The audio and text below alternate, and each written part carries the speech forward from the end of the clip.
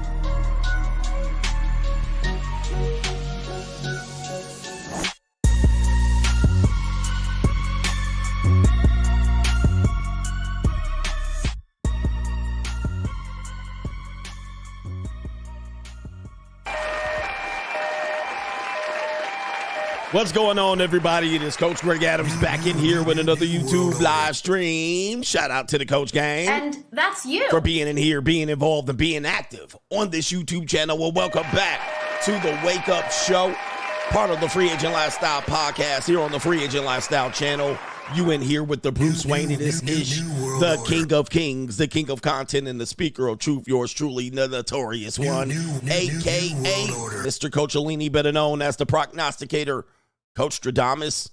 And you're in the Desert Storm bunker with none other than EWF. That is every woman's fantasy and the whole fucking show. I'm the CEO, Niggero, of Fixes Binds LLC, the unbinder, the undebatable, the undisputed best entertainment here on YouTube. You can also call me Senor Gregorio Graybeard. The ladies love to call me Mr. Third Leg Greg. Leg was just phenomenal. Also the man with no trabajo, the Mitch Slapper, the anointed one. Acknowledge me. The founding father of the After Pill. I am the junior college sociologist. Yes, indeed. I also am the Morpheus of the Mating Matrix, the Chocolate of Confucius, the Black Moses, the Deliverer, also known as the man that walks in the spirit of Elijah. I'm the man with more nicknames than anyone in the game. But in case you forget those names, just call me CGA, see God Allah, and I be the 12-time demonetized champion of YouTube. We got a great show for you. Two-time 100K. I'm still at 100K here. But anyway, that's neither here nor there. We got a great show for you lined up today. We're going to talk about the spectrum. There are no good girls. Are you hear the girls saying, but there's no good men out here. There are no good girls. By the age of 25, when a woman has lived 10 lives, all right, 10 different lives, like not like a cat, 10 different lives by the time you meet her. And we're going to go through the various ranges of the spectrum. Even in a 24-hour period, a woman is a different woman to a different man in a 24-hour period. We're going to talk about the spectrum and what to expect for men who tend to want to categorize women in a one-dimensional mindset. For instance, you'll say, well, she's a good girl. She's a church girl. She's a schizoid. She's a liberal. She's a libtard. She votes Kamala. All right. She's wifey. All right, all of the ridiculous titles that we give that actually pose women as a one-dimensional character, only to find out that when you meet her in that one dimension, as you spend time with her, maybe get married, cohabitate with her, you might find that she's in another dimension. She's a different person. And in this space that they call the manosphere, the umbrella term, can basically encapsulate the many variety of personalities in this space. Or they might call it the red pill. In here, we have one-dimensional ways that we frame women. Only for men like CGA to actually teach you guys that they're not one-dimensional characters. All right, they come in a variety pack of attitudes and demeanors, not just in a 24-hour period, but over the lifespan of their early childhood and adulthood. What to expect for men? Somebody said there's going to be some purple pill rage. There is going to be some self-discovery even for the men here on this channel as I continue to evolve the conversation around the relationship marketplace, as many people are putting their words in about this. So we're going to learn today. We also have Straggle and Sniggle Theater. We got some fun coming up here to warm up and get the show going. We also have Agree or Disagree coming back with Janet Jackson, Michael Jackson's sister. She's still alive. Janet Jackson saying Kamala Harris is not a black woman. All right, wow. That conversation will not go away. That conversation is never going to die, all right, because we're not getting the truth. We also have, whatever segment do we have here? We do have another segment that I was excited about. Oh, why 50-50 relationships can backfire. Man, a very, very big conversation happening here, particularly with the black community, if you will, the so-called black community. People are trying to figure out what is a man's role supposed to be financially. And there's a conversation that men should pay all the bills. There's some conversation that drizzle, men should pay 50% of the bills. All right, what constitutes a 50-50 relationship and why 50-50 relationships can backfire? All right, we got that and much, much more. But to contribute to today's show, $ the Notorious CGA on the Cash App. Venmo, Coach Greg Adams TV. PayPal is paypal.me/Coach Greg Adams, and that is near the top of the description box on the Free Agent Lifestyle channel when you can super chat by clicking the link on the top of the live chat on the Free Agent Lifestyle channel. All right, man, I didn't refresh the screen, but I'm going to refresh it right now. All right, and see if there's any earlier contributors to today's show. Okay, maybe, was this from yesterday? This might have been from yesterday. Yeah, that was from yesterday. Okay, we got our brother. That was from yesterday. All right, so shout out to, is this from, H Everyday. I had a thought. So female studs who take in women with children are super duper simps. It shows that this woman is a failure for not keeping a man. Talk about placeholders and void fillers, dress up man with no salami can protect you. There's some stuff in there that I don't understand. Shout out to Albert Wesker, says 304 is women's default factory setting. When times get tough, they turn to that 304 nature. When they get financially independent, they turn 304, and 304 is their true nature. They only act good when they are hibernating from the 304 lifestyle. Shout out to you right there. Shout out to NGN, Coach Alini. What purpose does morality or ethics serve in a society when it doesn't exist in reality or natural or nature like religion? Okay. It seems it's just a weapon for the weak to use against the strong since they lack any power. What do you say? Morality and ethics. Very, very, that's a deep conversation. That's a philosophical conversation, as morality and ethics has been used to build communities. Also, it's been used by the clergy and the people that have been power, right? That don't follow the rules. All right. They don't follow those moral or ethical codes, right? Similarly to people who make money, they don't follow moral or ethical codes to an extent. All right, they make the money. And sometimes these people can be looked at as, hey, these are high achievers. Politicians don't follow moral or ethical codes at all. All right, very rarely do they do that. But they depend on using that to get people to follow them, right? People in the clergy. People in the clergy have given you moral and ethics and norms, but at the same time, they didn't follow them. All right, so that's where the quagmire is. That's where the difficulties are. And so is it a weapon? Sure. It's been used as a weapon for sure. All right, because we often lean on it as well. And then when we want to find ourselves, we typically find ourselves as sheep following the moral and ethics, thinking that, you'll get your reward in heaven and shit like this. It's a weird situation. All right, but the people who lead you, the people who have power over you, they don't follow any of the moral or ethics that they send to you. By the way, you saw this during COVID. A lot of the people, especially the Democratic people and the Democratic mayors and anybody on the side of social distancing and quarantining and taking the vaccine, them people did not follow any moral or ethics related to that. They literally told you to do it, and they did something else. Let me come. Gavin Newsom, the governor of New York, Cuomo. There was recently a guy exposed by Steven Crowder for doing the same thing. He was telling you to stay at home and social distance, and they were having drug-fueled orgies. Yes, orgies, we call it over here. So they were doing, they tell you what to do, and they sit back and do something else. All right, so think about that. Think about that. All right, but yeah, it is a power move. Shout out to our brother NGN. I saw you had over 5,000 live viewers on the stream that the NWO made you restart. Everyone watches you but hides the real numbers. Mitch's, who's CGA? Yeah, man, yes. And I won't continue to name people, phrases that other people have taken and then manipulated in my name, so I won't repeat them on my show. But you said one of them. But yeah, I mean, as the saying goes, men are in love, women are in business. Who said it? Who said it? Yeah. Right? Who said that? You know who said it. By the way, there were definitely over 3,000 or 4,000 viewers when the YouTube numbers, playing with my numbers, man. Playing with my numbers. It's a damn shame. I feel like Hassan Campbell.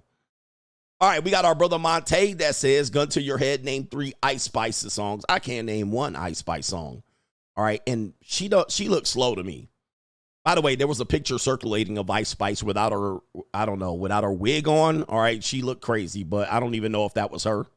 No government name, SD says, as you say, women are so easily influenced. He says, my gym is like a fashion show for the ladies. I say, I see new ones join dressed like the sweet girl next door. Within a couple of months, they are walking around almost naked to keep up with the gym culture. It is wild. All right, we're going to go and venture into that conversation because women do follow the attention of other women. So this is when it's going to lead into their own self-discovery. They will start making decisions and follow the path of other women that they might see have an easier path, and then that might lead them to pivot into something else. It's an interesting conversation.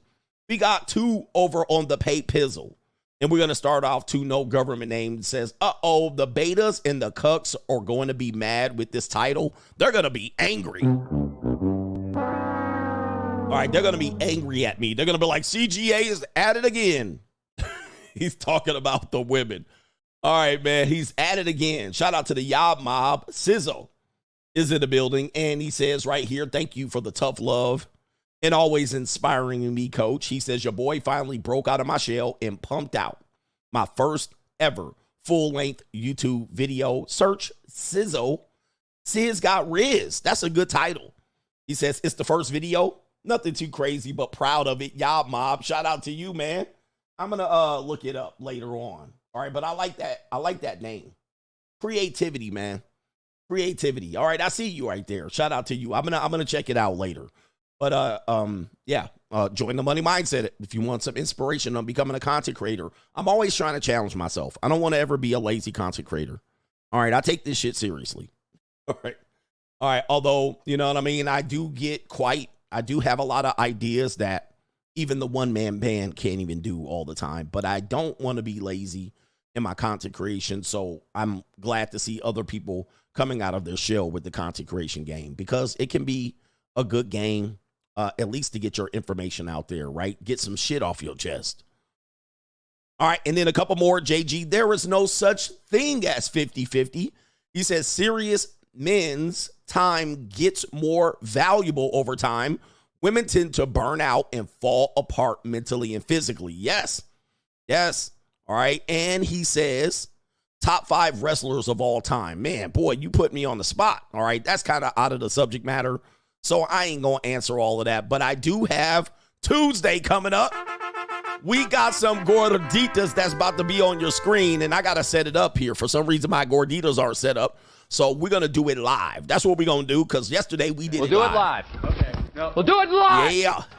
Do it live. I'll write it, and we'll do it live. Who wants some Gorditas on their screen? It is Tuesday. I had me a Gordita last night. All right. Shout out to the Gorditas out here. The box-shaped refrigerator box-shaped chicas. All right. So we going to, you know what I'm talking about. Let's get it going. It's Tuesday. Gorditas. Gorditas. All right. Here we go. Let's get some music primed up for you. Oh, yeah. Oh, suck it now. Let's get some Gorditas on your screen. And if you pay attention to your screen right now. Oh, look at that. Oh, that's a fresh face. Look at that little Slimmy right there. Look at that Slimmy Gordita. Oh, my. Oh, no. Oh, my goodness. I wasn't expecting that. Expect the unexpected when you on Tuesday night. Gorditas. Wow, that's a lot of woman right there. And that's your boy on Tuesday. Gorditas, Maria, Vanessa, Veronica. Yes, let's go. Yes, we got them lined up. Ladies and gentlemen, we got them lined up. Coming in here. Let's go. Ooh-wee. We got little Chiquitas. Oh, my goodness. What in the world? Oh, my goodness. What the hell? Oh, my God. No way. Wow. All right. That's a big woman right there. Okay. Let's go. Let's put them. Yes. And Tia Maria is in here getting it going and grooving and moving. Shake it. Don't break it. Shake it. Don't break it. Let's go. Hey, they loading up. Oh, my goodness. What is that? Oh, the humanity. Wow. Oh, my goodness. That is some thickness right there. We got Gorditas. Come on, man. Pop up on your screen. Oh, my goodness. Right here. That's a lot of woman. That's a lot of booty meat. Oh, my goodness. Hey. Oh, the humanity. Ninja, a backbreaker with her feet out. Oh, let's go. Come on.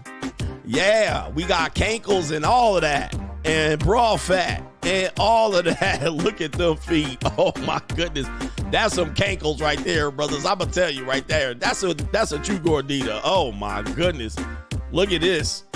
Dang, she thick. Come on, play it. She thick. Oh my goodness. Hello. Oh, the humanity. Yeah. Hey, we got them out here. Oh, we got the Chiquitas. We got the Chiquitas, the pretty feet, Marias. Oh, yes, indeed. Look at that. Ooh-wee. All right. They get it here on a Tuesday, too. Why not? Hello. Oh, my goodness. Okay. Wow. Woo-wee. Oh, the humanity. What is that? All right, man. That is crazy. What the hell? Oh, my goodness. Oh, my God. No way. Hey, here we go. Yeah, that brother's starving. He's starving in the back. Oh, my goodness. What is this right here? Wowzers. Oh, my goodness. Oh, the humanity. Hello. Let's go. Okay. Here we go right here. Yeah, it's Tuesday. Oh, my goodness. Yeah, that brother's starving. Oh, my goodness. Wowzers. All right, man. She could have a village of kids. All right. What in the world? I mean, is that real? That got to be AI. And look at me in the back. All right. Older CGA in the back there. That brother is starving. Yeah, that brother's starving. All right. He done seen his best woman ever right now. He's like, I can't believe my eyes done seen the glory of the coming of the Gordita. All right. Shout out to them. It's Tuesday. Gordita. All right. I know y'all looking for, you be like, what about this one, coach? All right. Some of these girls delete their Instagrams. All right. Especially when they know I'm showing it. All right. Over and over again. All right. They like, why all these starving ass ninjas in my comments? And y'all goofy ass ninjas be like, CGA showed you on this live stream. All right. I'll be like, yo. All right. So they delete their Instagram. The one girl deleted their Instagram is the girl in the purple shorts. All right. She deleted it. She didn't delete her Instagram, but she deleted her picture, the video. So it's all good. So you missed it. And no, I don't save them. And they just be like, you should save it. I'm not saving them. I ain't saving them, but it's Tuesday. All right. What is going on here? All right. What do we got here? We got a great show for you lined up. Let's see here. Let me go ahead and take these Gorditas down off of my screen. All right. It's interfering with my visuals here. And yeah, we got, boy, there's going to be some data that I got coming out here. All right. Let me check any other contributors to today's show. Then we'll get it kicked off. We'll get it kicked off. My mother Sizzo says, thanks for the tough love. All right. We give out tough love here. We give out tough love. It's a tough show, man. It's hardcore. Shout out to Kaylin says, what's up, coach? He says, a woman trying to control a man isn't a feminine woman at all. Women want to use this 50-50 model to control men because they don't trust men. However, men will continually pay the bills 9 times out of 10. Men will have to protect women from themselves always. Men need to be in control again. All right. New world order. All right. Probably not. All right, probably not. I mean, I know what you mean, but it's probably not going to happen. All right, just so you know, in our society today, it's not going to happen. It's out of control. All right, it is out of control. And just to be fair, women ain't going to give y'all ninjas control. All right, they learned from the last time. By the way, I think we're talking about Andrew Tate tonight. Tate tonight. All right, top 5 wrestlers: Ric Flair, Hulk Hogan, Ravishing Rick Rude, Mr. Perfect Kurt Hennig, and yeah, probably the New World Order. Yes. New world order. NGN, good girls are like Sky Daddy. They don't exist, but Mitchells and Tradcons will fight, delete, lie, and argue over it if someone disagrees with them for their own ego. Shout out to them. Yes, indeed, for their own ego. All right, people's egos are involved in this. And by the way, man, thank you for the internet and social media. We really been able to explore who is who and what is what, but it's been leading to a lot of confusion. All right, with that being said, let's get into the first part of the show. It is Straggle and Sniggle Theater. Like, ride with me if you ride with me, you can slide with me if you feel like 550 on the 5 sticky, come get high with me, that's a deal, right? Straggle and Sniggle Theater. All right, we got some New York straggles. All right, New York straggles. All right, do me a favor, hit the like button. Hit the like button. We got a great show for you lined up today. Hit that like button. We got Bronx straggles. All right, single mother straggles as well. Let's go ahead and take you to the screen here. Take a listen at these young ladies. We have baby mamas meeting each other. All right, so I'll have to set it up. There you go. We got a bag on this. We had a bag on the table. So these are rich straggles. All right, but what they're going to say is how these ladies from the Bronx become friends, but this is not the whole story. It's how baby mamas become friends. So these two women have a shared pookie. There's one pookie that's impregnated both of them, but they became friends after that. So we're going to find out how baby mamas become friends. I got a daughter with my man. Yup. So can we see her? Yup. So I'm coming right now. I bet. So come downstairs, we here. Okay, is that the... Swear to God, we both was like real standoffish, but then we turned out to be cool as fuck. And she crip on blood. All right, you have 6 kids. You said 6? She has 6. Yeah, I got 6. So you got a daughter with my man? Yup. So can we see her? Yup. All right, so what do we have here? Yes, we have cripping and blood, too. We have gang members. With 6 kids. All right. I'm telling you, man, listen, when men get blamed, these men out here ain't taking care of their kids. What men? There's only a small percentage of men having babies with all of these straggles. All right. In fact, it is said that 80% of women in this so-called black community, or the Martin Luther King section of the world, 80% of them have children, but only 40% of the men have children. All right. So what are we talking about? Who are we really talking about? So, yeah, I don't know what's going on. Who knocked these girls up? Who knocked these girls up is the real problem. They're a menace to decent society here. Yeah, how single mothers straggle. I guess this one says, oh, I found out you had a kid by my man. So they can, well, you're sharing that man, obviously. All right, this is full out polygyny. I got a daughter with my man. Yup. So can we see her? Yup. Oh my.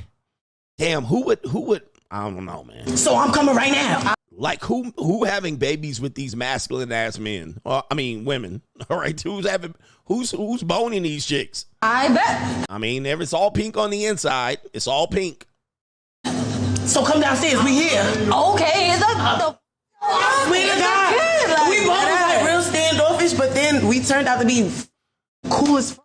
All right, this is the spectrum. So here we go right here. You know, a lot of girls grow up like this, and then they evolve into something later. I don't know. Sometimes they do, sometimes they don't. So they was going to shoot and kill each other with children, and then they figured out there was blood and crip, and you need a whipping. All right. All right, so here we go with the next one, Straggle and Sniggle Theater. This woman claims, and the language, you can't really understand what she's saying, to have slept with over 100 men at age 25. I wonder if it means by the age of 25. All right, let's play the video. So if I should mention how many men have slept with me, I should just cut out of it. But the ones I can still remember, I can still mention like 100 names of men. 100. It's more than that, but let me just say the one I can remember. Yeah. All right, so she said it's more than that. You can't understand her Wakanda accent. She's saying it's more than that. I can't remember, but it's well over 100. Now, we know that most men do not even get to this body count their entire life, all right? And that's their entire life. But, you know, the way we're going to explain how women work, the front part of their life is where all the excitement is, all right? For men, most of the time, we don't peak that early, but they tend to peak early. And if they're misguided, undecided, if they don't know where they're going, if they don't have any leadership, and or they're just curious and that peace leave is itching, all right, they can live a crazy life by the age of 25. Most men don't peak and crash out by 25. They do, all right? And then women be going into the soft girl era after this. All right, they be wanting to get married after this, after... I'm going to the streets. End of story. Yeah, here we go. I slept with over 100 men. Yes, there is this one prophet. He's my dad's friend. Oh. If I go to his church, he will ask me to come inside his office. His office is inside the church. You know, your office, you know, what to buy me. Like, all right, so there it is. So even Deacon Clapcheeks got Wakanda right here. So it was the deacon at the church invited her over to bone her. That's what she's saying right now. Even the deacon at her father's church, official at her father's church, maybe she said pastor, invited her to the church and claps her cheeks in the church. By the way, I was just talking about this earlier in the show, that people who hold ethical and moral standards over the flock tend to not follow that same standard. All right, that's an example right there. And let's continue. She slept with guys randomly, she's going to say next. And by the way, I can't really see her face, but judging from her waist, she's a busted Pillsbury biscuit can. I'm pretty sure she's not that attractive. She's not that attractive. I'm just guessing just based off what I can see of the body.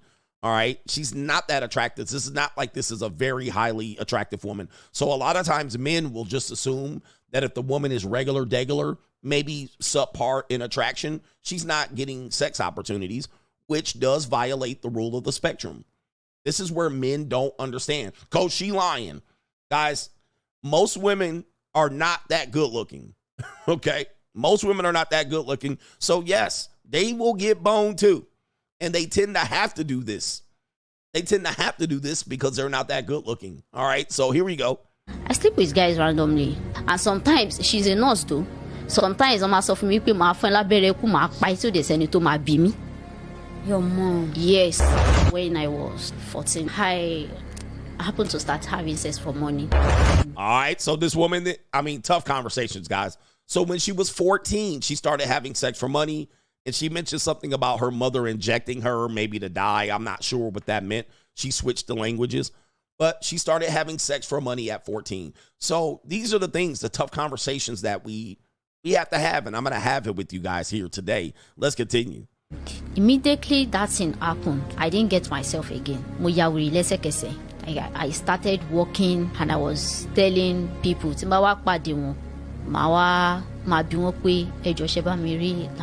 I trekked from UCH to Idian. All right, there it is. So Chelsea said, now this is where it really gets tricky for these men, for you guys to understand. She says she trekked from UCH to Lagos to start a new life. So there's the spectrum. She trekked from one area, left that area, and relocated to start a new life. All right, so that's going to be part of the spectrum story when we discuss this idea of the spectrum. All right, so sometimes a woman can easily say, well, I ruined my reputation in this area, or my reputation is not the best in this area, so now I'm going to move somewhere else to start a new life. I'm going to leave that behind. I'm going to leave Atlanta and move to Kansas City. I'm going to leave Kansas City and move to Los Angeles. I'm going to leave Los Angeles and move back to New Orleans. So there it is. That's an example of this spectrum that we're going to talk about later on in the show. All right, Straggle and Sniggle Theater, a black man's dream. Is this a black man's dream? Let's go ahead and play the video right here. I caught my girlfriends arguing last night. All right, so here we go right here. This is a young man's dream. Of course, we got a dookie rag on his head, so you already know what time it is. We have two white girls And this is a skit, but I caught my girlfriends arguing last night. Now y'all kiss. Hurry up.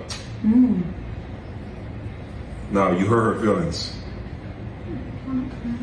You don't care? You hurt her feelings. And I need you to apologize. I'm not apologizing. Apologize. I'm not asking you to say nothing. You be quiet. Don't be looking away either. Now you apologize. We a family. You apologize. I'm sorry. Louder. I'm sorry.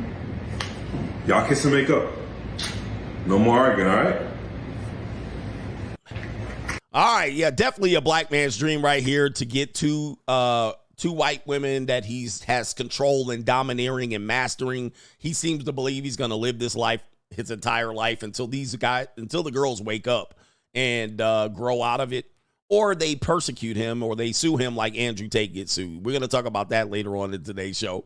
All right, these women this is not a permanent state. You're always going to have to find new hoes. By the way, you might even have to, deck her a couple of times. You got to have to keep your pimp hand strong. I'm not telling you should do it. I'm telling you what is going to happen. Trust me, I know girls in this situation, they get beat on all the time. Nose broken and all that shit.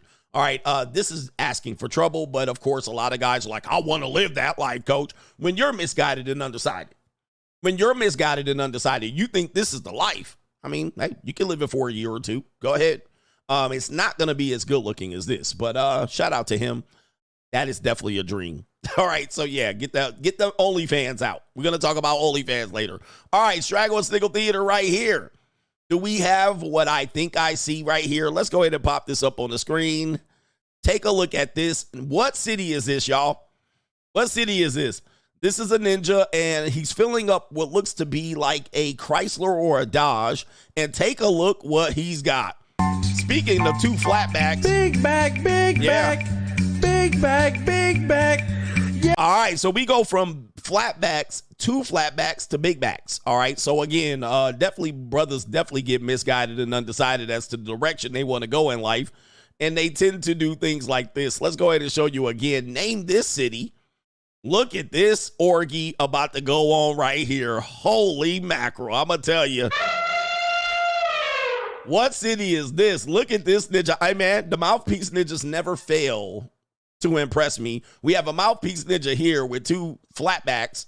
All right, or yeah, I guess you would call them flatbacks. They're sloppy yogurt.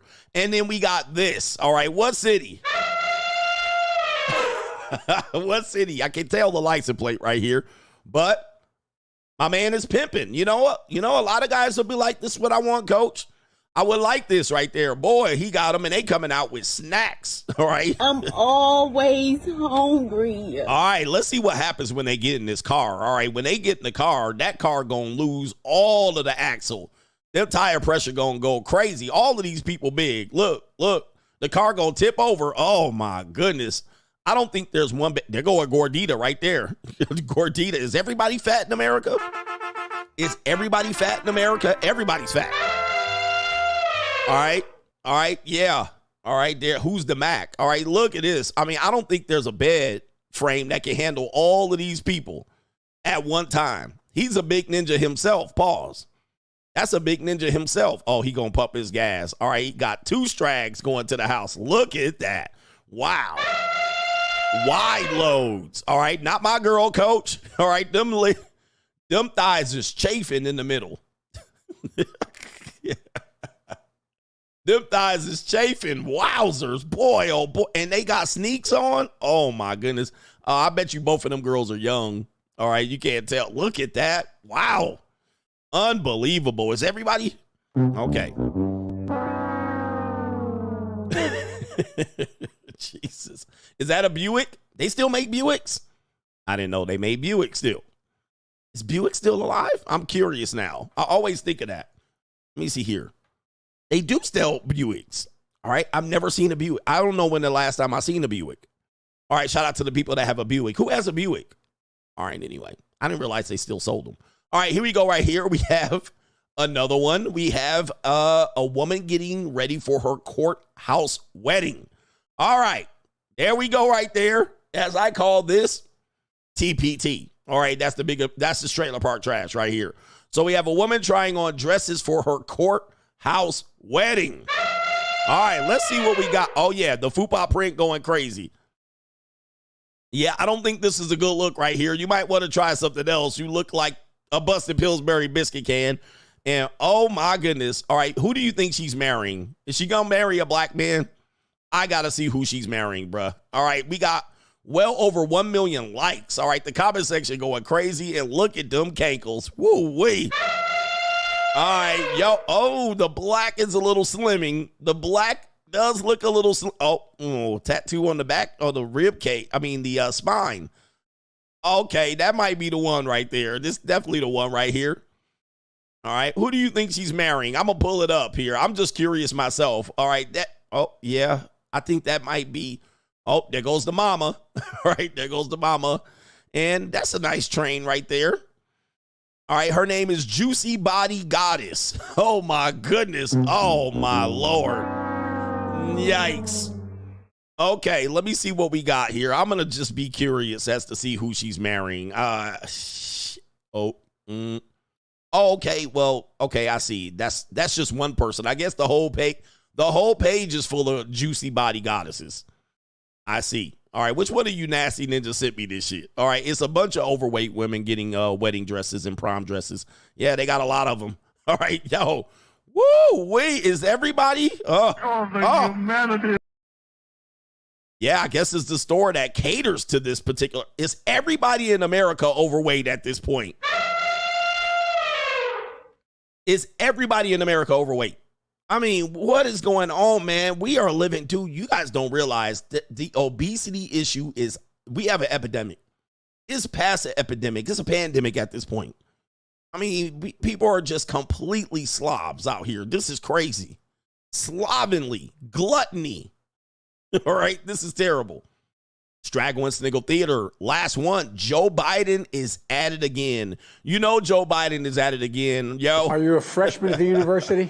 No. You look like a freshman. All right, so Joe Biden with that classic clip. What about this classic Joe Biden clip right here? Where's my Joe Biden? I've done some dumb things, and I'll do dumb things again. All right, we have this classic Joe Biden clip. Let me see, where is that? I can't even find it. I haven't played it in a while. All right. I've flown my... That's not it. All right, where's my... Oh, here it is right here. I love those barrettes in her hair, man. I tell you what.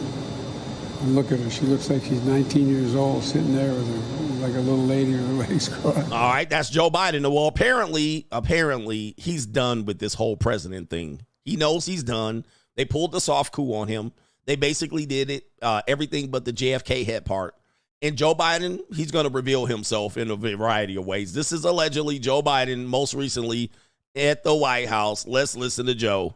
You know, I thought when I got to be president, I'd get to do things that I want to do, but my staff tells me what I can't do.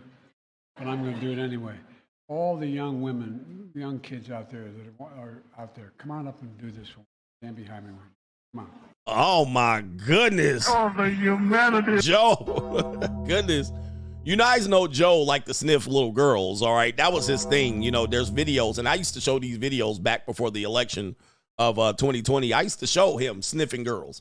All right, but apparently his staff said, no, we got to keep the kids away from Joe. But Joe said, fuck all that. I'm out of here. I want the kids. All right, give me the kids. Come stand behind Uncle Joe. All right, I got you. And he going to start sniffing them. You know, I thought when I got to be president, I'd get to do things that I want to do, but my staff tells me what I can't do. Oh. But I'm going to do it anyway. Oh. All the young women. Oh, no. Yeah, that brother's starving. Diddy party. All right, Diddy party. All right, the young women, Joe.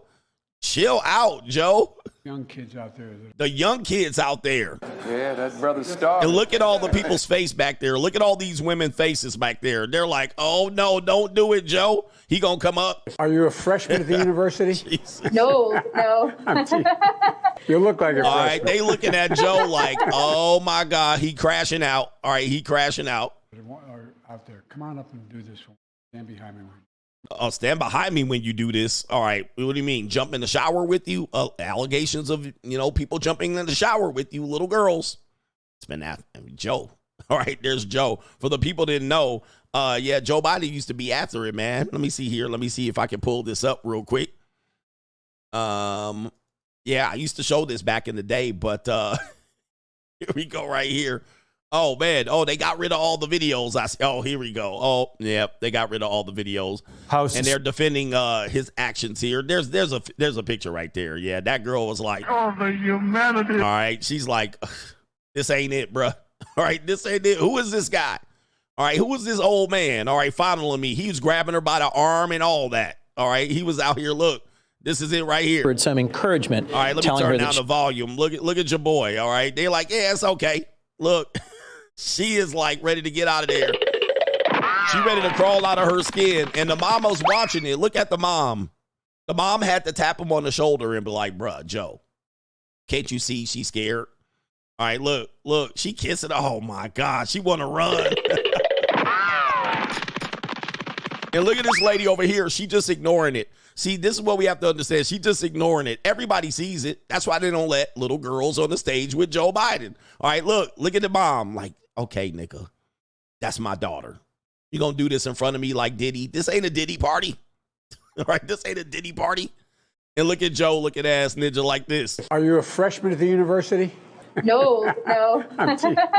You look like a freshman. All right, yep, just like that, man. Bruh, he used to be a problem out here, a whole menace. There's plenty of videos out here on this ninja acting like that. So when you see this right here, that's what the staff was trying to keep him from doing. All right, having kids up there. You know, I thought when I got to be president, I'd get to do things that I wanted to do, but my staff tells me what I can't do. But I'm going to do it anyway. All the young women, young kids out there that are, oh my, are out there. Come on up and do this one. Stand behind me. Come on. No, man. You're going to get fired on your day off, on your year off, Joe. That's Straggle and Sniggle Theater. Like, ride with me if you ride with me, you can slide with me if you feel like 550 on the 5 sticky, come get high with me, that's a deal, right? Straggle and Sniggle. Yeah. All right, that was a good one. Let me check. Check what's going on. Do I need to stop the show? One monkey don't stop the show. Oh, let's keep it going. Shout out to the Real Fits Styles. Says, yo, coach. Shout out to the Real Fit Styles, an original Coach Gang member. You Yet says, I think to find a good girl. He says, unfortunately, she has to be highly restricted in all areas, which is parental restrictions, society restrictions in the form of shame, religious restrictions and judgment combined with imposed morals. Unfortunately, today, this is branded as abuse. All right. Yeah, that would be a woman that would certainly be abused. And by the way, the theory goes that women that are raised in 2-parent households and have religious upbringings and certainly are shamed into certain behaviors, we're told that these girls are the best type of good girls.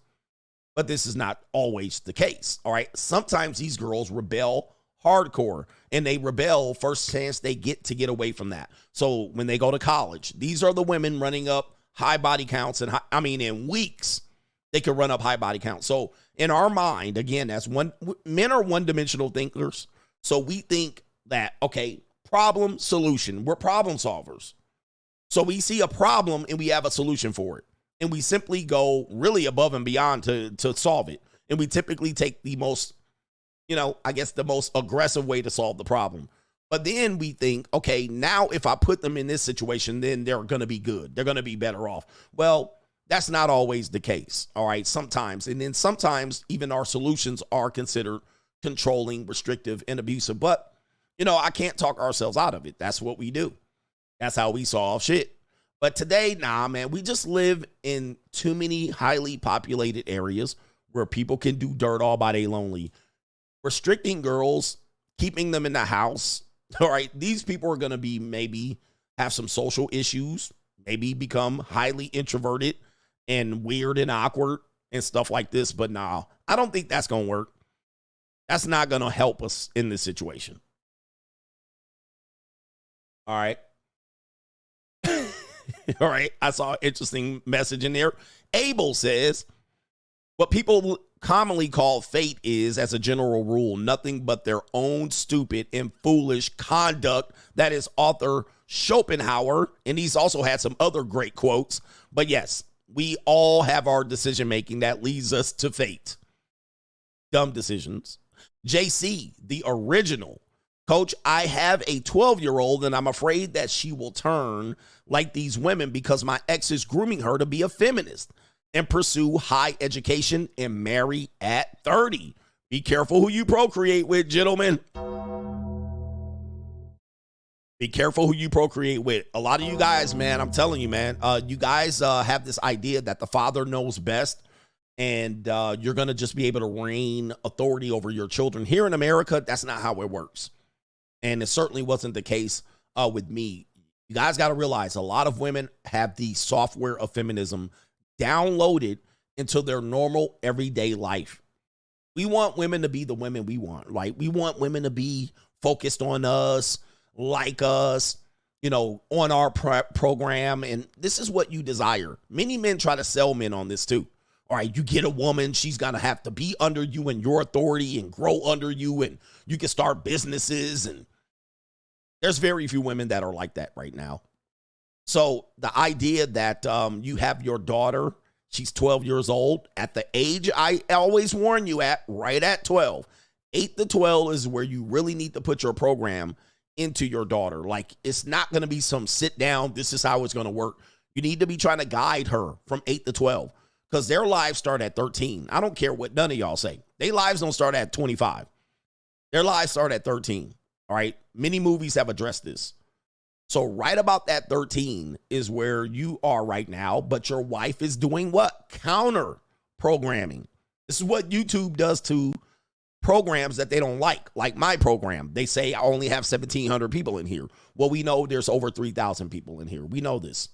The minute the program starts tripping, then the real number pops up all of a sudden. Okay, so they do counter programming. So instead of them suggesting my videos, they suggest the videos that they want you to watch. After my video stops playing, they might give you a counter message. You as a father are giving your daughter one message, but your wife or your baby mama might be giving her a counter message, all right, which is the software that is downloaded into many women. Like I'm always trying to tell you guys are meeting women past the age of 25. Then you meet her and you don't realize that she had a life before that.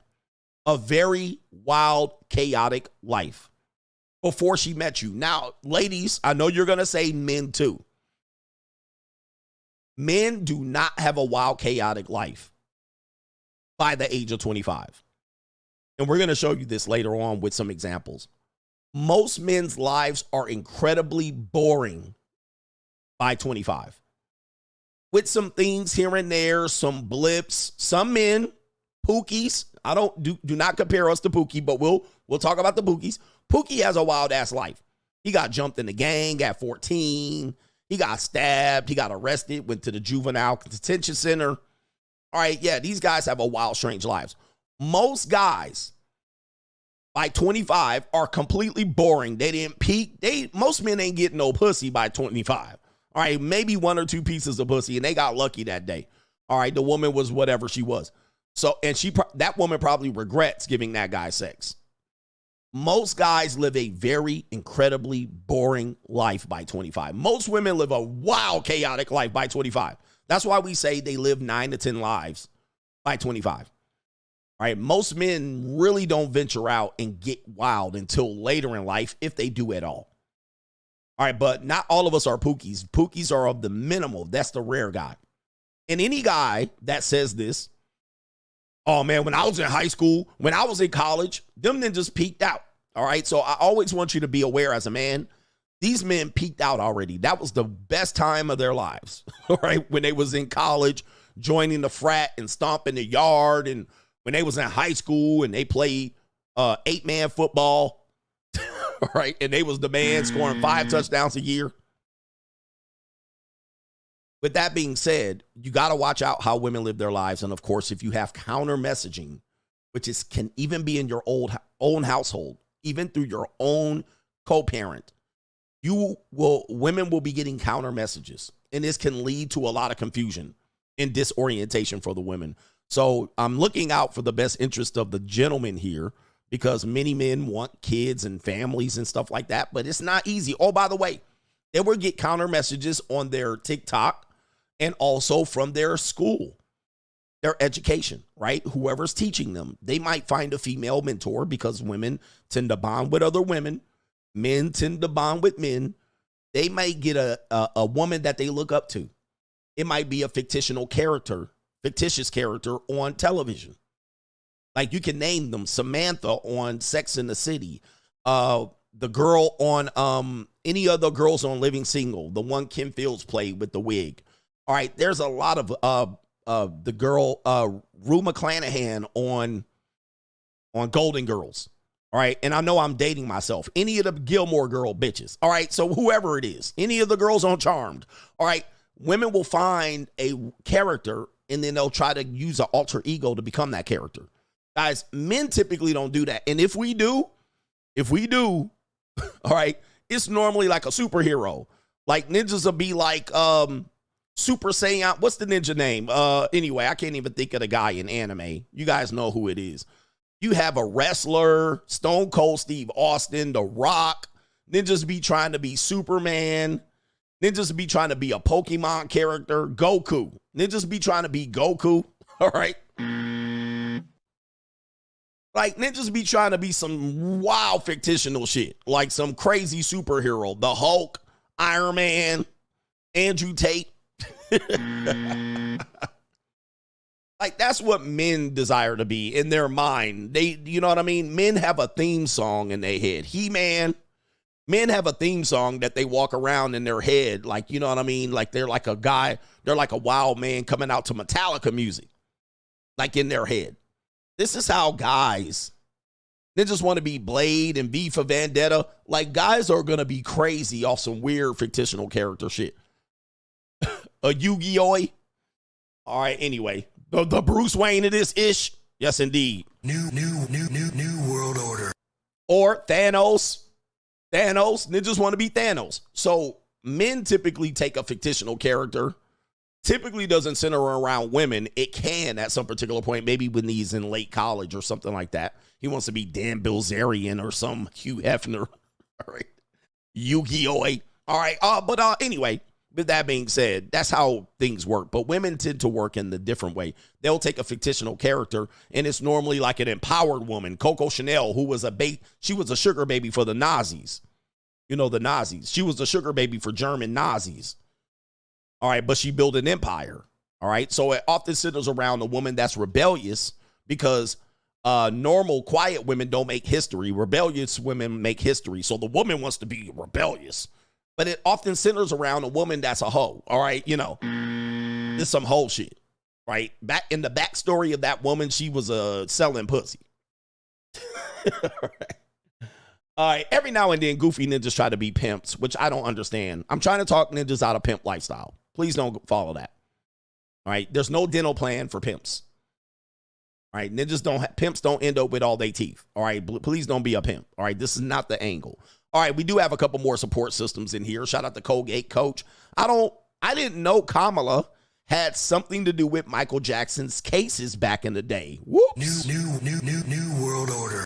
Hey, man, the rabbit hole gets deep, don't it? All right, MC Hamster says feminism means empowering women's choices. Therefore, the women must choose to fix her problems. Stand back and hold the line. Sadly, that's the best move. That is the best move.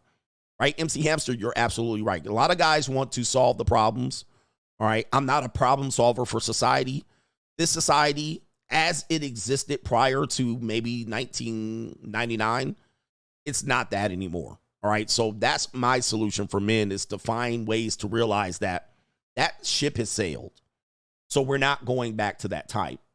If you want, you might be able to find a woman like that. Most likely, gentlemen, she's going to be an older woman who's realized the ways of old aren't going to work anymore, right? So she was like that. You found her today, and she's 36, 42, and you're like, Coach, I found a good one. She the best. but she's already she's lived variety of years. She wasn't like that 15 years ago. She wasn't like that. Shout out to Kaylin, says, Coach, if you had to pick a tight end, brothers. What? Hey, yo, chill, son. Hey, yo.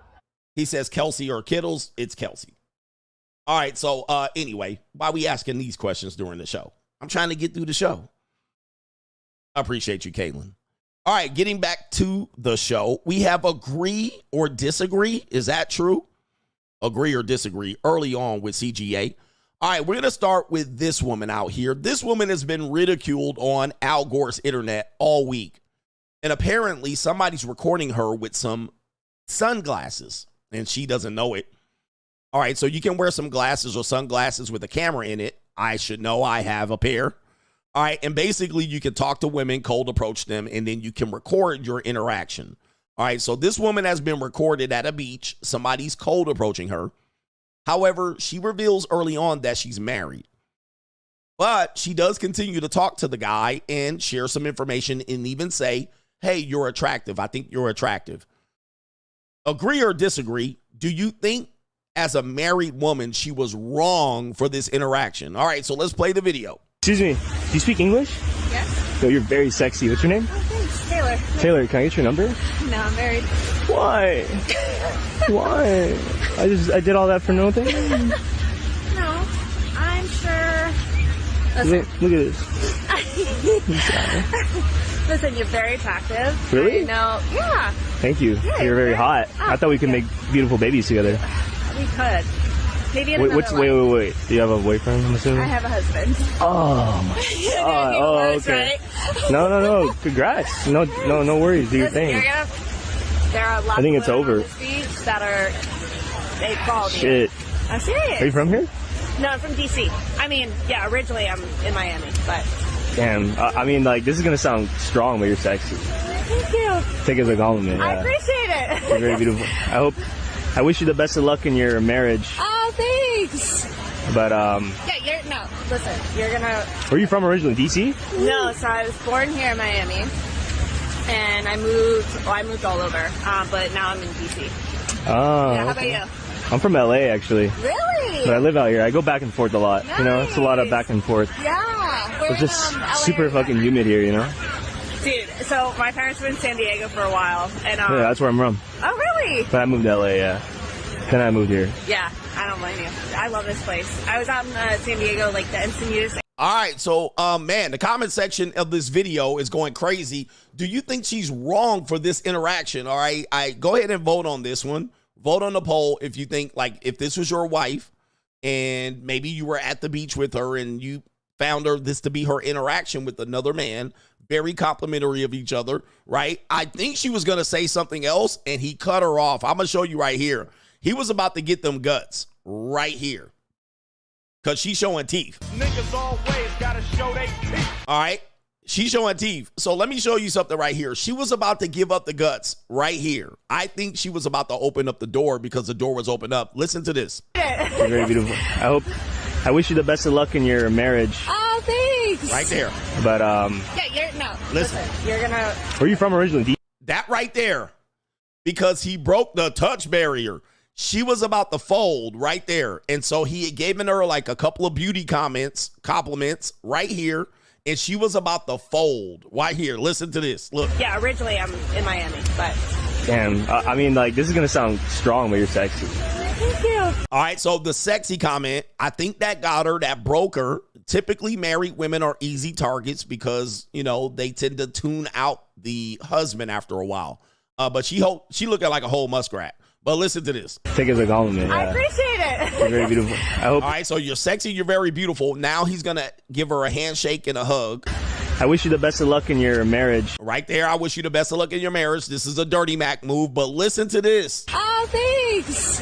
But, listen, you're gonna. Where are you from originally? Right there. Dude, I guarantee you she was about to fold. She was about to fold because that had gone on for about a minute. She was about to say, hey, listen, my husband ain't here. My husband ain't here. You know, it's kind of funny you say this, I am looking to get folded up out here. She was about to crack right there. All right, she was about to crack, but I'm going to look at the comment section here so I can see it. But listen again. Oh, thanks. But you're gonna. Are you? Listen, she's like, listen, you gonna maybe think I'm weird, but my hotel is here. She was about to open up the door. Now watch this. Let's go to the comment section of this video because there is a lot of disagreement. A lot of people came in and cake for her, but it says right here, dressing like that. What do you mean dressing like that? That's a bikini. All right. But it says shaking his hand after the remark, entertaining him, showing plausible deniability. This is red flag central. So that's a comment right there that said, nah, she crossed the line. Now you guys got to remember she's married. All right. And I have a no wife policy. I don't mess with married women. This guy says, I'm going to show you 3 comments. This guy says she's married, yet continues to call him hot and prolong the conversation. After dude says he wants to have kids with her after looking at her for 2 seconds. All right. So this is entertainment. Now let's go to a comment that supported her. All right. Supported her. Let me see here. Let's find the comment. All right. This guy says, I thought she was just being nice. Right up front, she said she was married. Then started to tell dude that there were a lot of other pretty girls on the beach. He interrupted her. They're in public. She's being nice. I guess I just don't see what you see. Another one says she literally didn't do anything wrong. All right. She didn't do a single thing wrong. All right. 82% of people that watching my show today said she was wrong. All right. 82% of people say she was wrong. So shout out to you guys. We're agreeing to disagree. This is your voice. This is your opportunity to express yourself. 82% agreed with the earlier comments here. Here she is right here again, just so you can see the entire interaction and the pickup game here. Do you speak English? Yes. No, you're very sexy. What's your name? Oh, thanks. Taylor. Taylor, can I? All right, so Taylor. What's your number? Can I get your number? And? No, I'm married. No, I'm married. So she put it out there early. No, I'm married. So she did put it out there early. So she said no, and then I'm married. All right, so anyway, let's go to the next one right here. All right, agree or disagree? Thick or fat? All right, thick or fat? Agree or disagree on Tuesday? Woo! Wait! All right, thick or fat? 2,000 people in here watching me. Get me to 1,000 like thick or fat. All right, here we go right here. Thick or fat? Agree to disagree or agree or disagree? Thick or fat? All right, this is going to be an interesting one. It's going to show the racial demographics of my show right here. All right, that's a thicker than a snicker right there. Thick or fat? Boy, she jiggly. She's soft too, bro. I'm going to tell you that right now. And it looks good all dressed up. She's dressed it up nice. Thick or fat? All right, boy, that suit is painted on. That is, I don't know how she got in that uniform there and how it's all staying in either. All right, but thick or fat? All right, what do you think? All right, our racial breakdown is going to be revealing right here. It's going to show us. All right, thick or fat? All right, what do you guys think here? Like, then thick would be thick, like that's desirable. All right, this is a desirable characteristic. Fat would be like this is an undesirable characteristic. That's how you would be able to judge that right there. Thick or fat? All right, shout out to this woman here. She's getting a little bit of feature on here. Hopefully she doesn't have an OnlyFans. Somebody's giving her hella compliments right now. Whoever recording this, she knows, but they're giving her a hell of a lot of compliments right now. You can see by her face, she's getting compliments in here. I wonder if there's audio on this.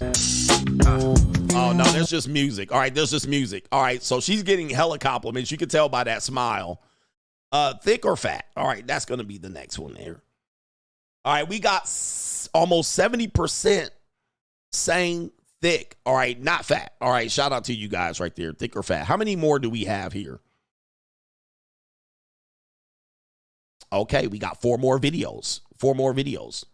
All right, so here we go. Do you think, coworker debate, do you think this woman is dressed inappropriately for work? All right, is her dress too short for work? So the women, by the way, are the ones talking to her about this, not the men. Let's go ahead and play the video.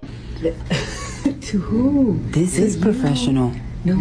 Yes, it is. Turn around. Maybe the I love the sleeves. Turn around. No, I'm not gonna do that. How you doing, girl? Geralda, what are you going jogging? Yes. You're going to Mason Park. Yes, I am. And what? Do we have a problem? I'm loving this outfit. Calm down. It looks good. It looks very nice, very professional. Who? You know what time it is? It's 10:27. You got here just now? And what's the problem? What's the problem? You signed my check? Yeah. All right, so there it is right there. Is this woman dressed inappropriately for work? All right, so agree or disagree. Is this an inappropriate dress attire? Now, I'm going to read through the comments just so we can see what's going on here. She definitely got a body, all right? She definitely, well, she's, yeah, well, anyway. All right, anyway. Let's see what the comments say. Some of the people in the comments do not work in a professional setting, and it shows neither one of them had on anything professional. So this woman says neither one of them were dressed professionally. All right, this is, to me, I would say unprofessional. I would agree that it's somewhat unprofessional. All right, but there is a reason why. This is too much, all right? This is too much for a professional setting. But let me go back to the next one. Okay. And they said the other woman has too much makeup on. Literally was having this conversation yesterday. It only looks inappropriate to some because she is fit. Because she's fit. If she were 200 pounds, no one would say anything. They say she had confidence. So she's saying because she has a fit body, it looks inappropriate. She looks good. Not her fault. Her body is fire. All right. So her body is very, voluptuous, especially in the front side. She looks nice. That's not short. If I was her, I would be calling HR. So interesting. They're saying she's being sexually harassed. This one says conservative dress, not showing anything yet very attractive. Her clothes are not the issue. She has a nice body and people are jealous. Some people are different and have some dress on a different body type and they would have the opposite reaction. Nice dress. She looks amazing, but not professional attire. And then last one, as HR, she's being sexually harassed at work and people need to mind their business. Wow. All right, so look at the amount of different people who agree or disagree or with each other. We got one person saying the women are sexually harassing her. We have people saying she looks nice, amazing, but she's not professional. Other people say she can't help it that her body is voluptuous, so they're holding that against her. Both of these women have their feet out. All right, both of these women have their feet out. So there's really where the problem is. It's the voluptuous body and the form-fitting attire. And so this is an old broad as well. We're going to talk about the spectrum. This is an old broad. All right, right there. And there it is. It's a form-fitting, very form-fitting type attire. So it's meant to shape the body. All right, it's meant to shape the body. And a lot of people agreed with the human resources comment. And look at the guy in the back. All right, the guy in the back showing his teeth. You can't see it. Niggas always gotta show their teeth. All right, but this is the spectrum we talk about. This is the spectrum. To me, let me just be honest. This is my opinion. She dressed like she going to happy hour. She dressed like she going to happy hour. All right, she not dressed for work. All right, there's professional in happy hour. She's dressed and presenting happy hour attire to me. All right, that's just my opinion of it. If I was in a professional environment, all right, that certainly would be an issue. All right, we're talking about professional now. We're not talking about, is it a good looking outfit? The outfit's good looking. The body's good looking. But we're talking about professional attire. All right, so it is right there. She has a problem. Ninja in the back showing his teeth. All right, damn, I can't pause it on the guy. So let's see the other women out here. All right, look at what? All right, wait a minute. What the hell? Oh my God, no way. All right, this woman's talking. She got, look at her. She got her whole cleavage out and looking like a whole clown. Both of these women are pretty much unprofessionally dressed. This is not professional. All right, people have to distinguish between, you know, looking appealing and professional. All right, you can look professional. You don't have to just necessarily go out to look appealing and dress up. To me, this is unprofessional. All right, this to me. All right, and look, they all laughing and sniggling. What has she got on? Holy mackerel. All right, there goes the guy, and there goes the problem again, them big-ass titties. She can't avoid that, but this part right here is unprofessional. I get the titties, but this right here is unprofessional. All right, for sure. And them titties are fake, by the way. There's some fake titties. I don't think them titties are real right there, and you can tell. This has got to be in Miami. If this is Miami, this would be unprofessional. I mean, this would probably be normal. Where the ninja in the back? All right. Yeah, that's not work attire, right? That's not work attire. All right. I don't care what you say. Ninja, you can wear something else better than that. All right. But anyway, most people disagree with each other. 58% of people agreed that it was inappropriate for work. So if it's not professional, it's inappropriate. It's inappropriate for sure. All right. But yeah, if she was out at happy hour, fine. You was out getting some fucking Chili's, fine. You were out on a Friday night on the prowl, fine. Would you go to a courtroom like that? Would if you had a court appointment, would you go like that? The answer is no. Whatever you're going to go to court, like if you think about a professional attire, would you go see a judge like that? Like you're going to get out of a speeding ticket. I don't think you would go that way. You would actually find something a little bit better. That would be professional attire. All right. Okay. Do you think this is right or wrong? Let's see here. Let's go ahead and frame it. On agree or disagree. This young woman right here, I don't know her age, so don't at me, but it's on the internet. This is how this woman is dressed. Apparently, she is probably, well, we'll just say a female relative refuses to go out with her dressed like that. So let's see where you're dressed. Look at that. That is a short mini skirt or shorts or skirts. And her titties are pretty much about to fall out. So her aunt is going to pick her up and take her somewhere, but the aunt refuses to take the girl anywhere. So let me turn this down. All right, I got an ad coming up because of World Star. And the aunt refuses to take her right here. Refuses to take her. Now, the mother defends the daughter. The mother defends the daughter. Who do you think is right in this situation, the aunt or the mother? Let's go ahead and play the video. I will. You won't. You won't. Golly. And what? You're not. That's her best bet because I ain't going nowhere till she change clothes. I don't care. Look at her. Just everything about to fall off. Don't put some sweatpants and t-shirts on for all I care. Well, be boring. You need to be boring. You're a mom now. Can't even keep the shirt up on you. All right, so she's a teenage mom too, more than likely. She got a lollipop. She definitely a round away girl, so she's a teenage mom, so I don't want to hear people talking about minor. All right, once you become a mother, you are a major. All right, you are a major. So here we go. It ain't no JoJo. That's the problem now. Go get some of your mama clothes and put on. Go get some of your mama clothes and put on. You trying to get Rihanna next and Rihanna pregnant? Rihanna pregnant? Okay, but you not rich like her, so you ain't gonna get all that. She got her feet out.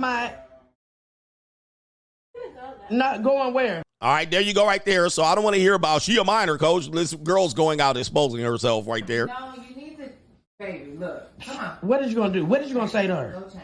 I'm waiting for it. I'm sick of you. You not sick of me? I'm sick of you. Chastise her. That's what you do. Chastise you because you trying to... All right, so as you can see, we have the aunts now. The sisters are fighting because the aunt is keeping the daughter or the niece in check, and now the sisters are fighting. I'm sick of you. And then she said, don't chastise me, chastise her. Who do you agree with in this situation? You're talking about young women being misled, right? You're talking about young women making choices. This is clearly a choice by her to go out there and exploit her physicalness, all right, her goodies. She's choosing to do it, and then later on will be the victim, all right? So let's take a look. And then we will say these young girls are victims, right? Oh, they're victims and they didn't need and they didn't deserve, when they clearly made a choice. And not only did they make a choice, they were warned of what the consequences were. But plausible deniability. And look on her face, the smirk on her face lets you know that she knows what she's doing, right? She knows her intentions. She knows what the results and the consequences will be. She just don't want to accept the consequences. So later on, everybody's going to be like, these girls are victims. They didn't know their brain stems weren't developed. But they knew. Someone told them, hey, no, you shouldn't be doing this. This is an example. Again, I always tell you. Somebody always tells them, don't do this. Little Red Riding Hood, don't do that. Don't do this. I'm going to give you another option. But they choose to do it because there's so much to gain, right? Hypergamy, there's so much to gain. Attention, there's so much to gain. Potentially money. There's so much to gain that they're willing to trade the gains for the losses. And then when the losses come, they just push it off. And they say, well, it wasn't my fault. Somebody should have known better. All right, I didn't intend to do this. All right, so there you go right there. We got 89% of people agreed that the aunt was in the right. All right, shout out to you guys here. We have two more videos. Janet Jackson in the news. Janet Jackson, the sister of Michael Jackson, the well-famous Janet Jackson right now. Her team shuts down unauthorized apology about Kamala Harris. Here's the latest. The singer finds herself here about less than 2 months from the election date, is in a PR storm after her alleged ex-manager denounced her remarks about the vice president. Well, what were the remarks? She found herself at the center of confusion after an unauthorized apology was issued by someone who reportedly claimed to be her manager. All right. The comments came after, well, here it is. After an interview with The Guardian, it says Jackson made false claims about Harris's racial identity, echoing misinformation that she was not black. Harris's father is black and from Jamaica, while her mother was Indian. All right. So we always keep revolving around this conversation. Unfortunately, it's never going to go away. Then somebody asked Jackson, it says right here, Jackson said, well, you know what they supposedly said. Jackson said in the Guardian interview, she's not black. That's what I heard, that she's Indian. When the reporter clarified that Harris is both black and Indian, Jackson said, her father is white. That's what I was told. I mean, I haven't watched the news in a few days. I was told that they discovered her father was white. Jackson also expressed uncertainty about whether America is ready for a woman of color as president. Jackson says, I don't know, she responded. Honestly, I don't want to answer that because I really truthfully don't know. I think either way it goes, it's going to be mayhem. Oh, man. And it says, these remarks have been coming out for a long time. And Trump said she was only promoting her Indian heritage. And this is true. I mean, none of this is false. So they're trying to scramble. By the way, they keep saying he's Jamaican, but that's Jamaican me crazy. Jamaican is not a race. All right. So what people trying to boil down the racial issue, Kamala Harris has not cleared it up. She's been quite confusing about it. In 2016, she was promoting her Asian history, her Indian Asian history. In 2020, she's promoting person of color. Then people are assuming that she's black. And even in interviews, she said she was black as a black woman growing up. So she has been somewhat all over the place with it. Not saying she's been biracial. Often estranged from her father. Her father is alive, but not present. That is interesting in amongst itself. The father is alive, was not at the Democratic National Convention.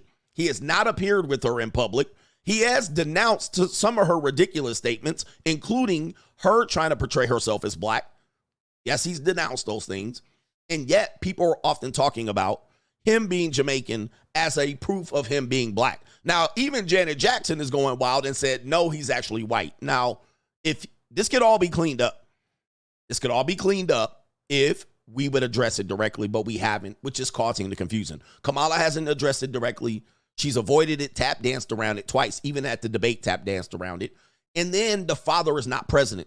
If we can just get the father to stand up in support of it, because the mother has died. Her mother has passed on. The father could easily come out and put this fire out, but he hasn't because he's estranged from her. He's not in support of Kamala Harris. Then you have the other problem. She don't got nobody else black in her family, right? There's no other blacks in her family. In fact, if you saw a picture of her at the DNC, not too many black people on that stage. All right, so she also has a person of not of color as a husband. So this is going to be even complicated. Let me see if I can find the picture of her with her family at the DNC. So then that even further complicates it, because then when you get her up here on the stage here, right there, all right, there's, okay, you can't see it. There's her at the DNC as she's accepting running for president. I do see a couple of African Americans right there. There's one right there. Look at my African American over here. Look at him.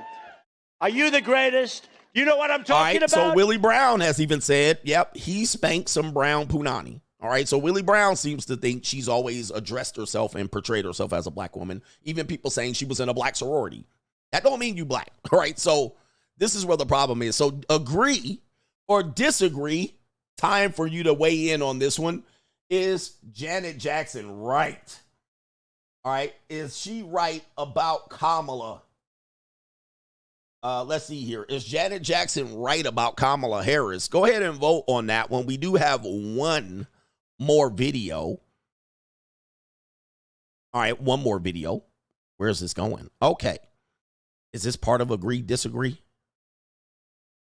Okay, it's not. That was it. That was agree to disagree. So anyway, I like that segment because that gives the Coach Gang a vote, a voice. All right, a voice. All right, so here we go right here, the 50-50 relationship. Who believes in 50-50 relationship? I guess we can agree or disagree on that. Do me a favor, hit the like button. No, get me over 1,000 likes. It's an hour and a half into the show. All right, wow, look at that. 97% of people agree with Janet Jackson. Janet Jackson. Wow, I didn't think that many people would agree with Janet Jackson, but it's a runaway. Janet Jackson's right about Kamala. Wowzers. All right, woo-wee. Y'all getting hammered. All right, Janet Jackson. All right, wow. Shout out to y'all. We didn't realize Janet Jackson would get that much support. I didn't think so. I thought it would be somewhere 70-30, but it's a runaway. Not many people believe she's black. All right, I know people believe, there are some people that do, but the excuses or the reasoning is absolutely a farce. By the way, I'm not black, so I'm just letting you know. All right, so I'm not black.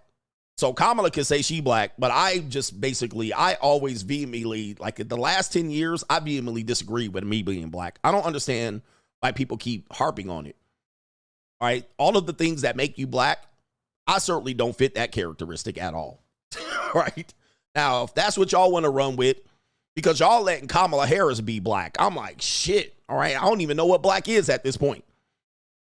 All right, but I've actually disputed being black because I can see with my own eyes that my skin is brown. All right, so that's that. All right, I am brown. All right, but I ain't even more, I'm more than that. All right, but me no black poppy.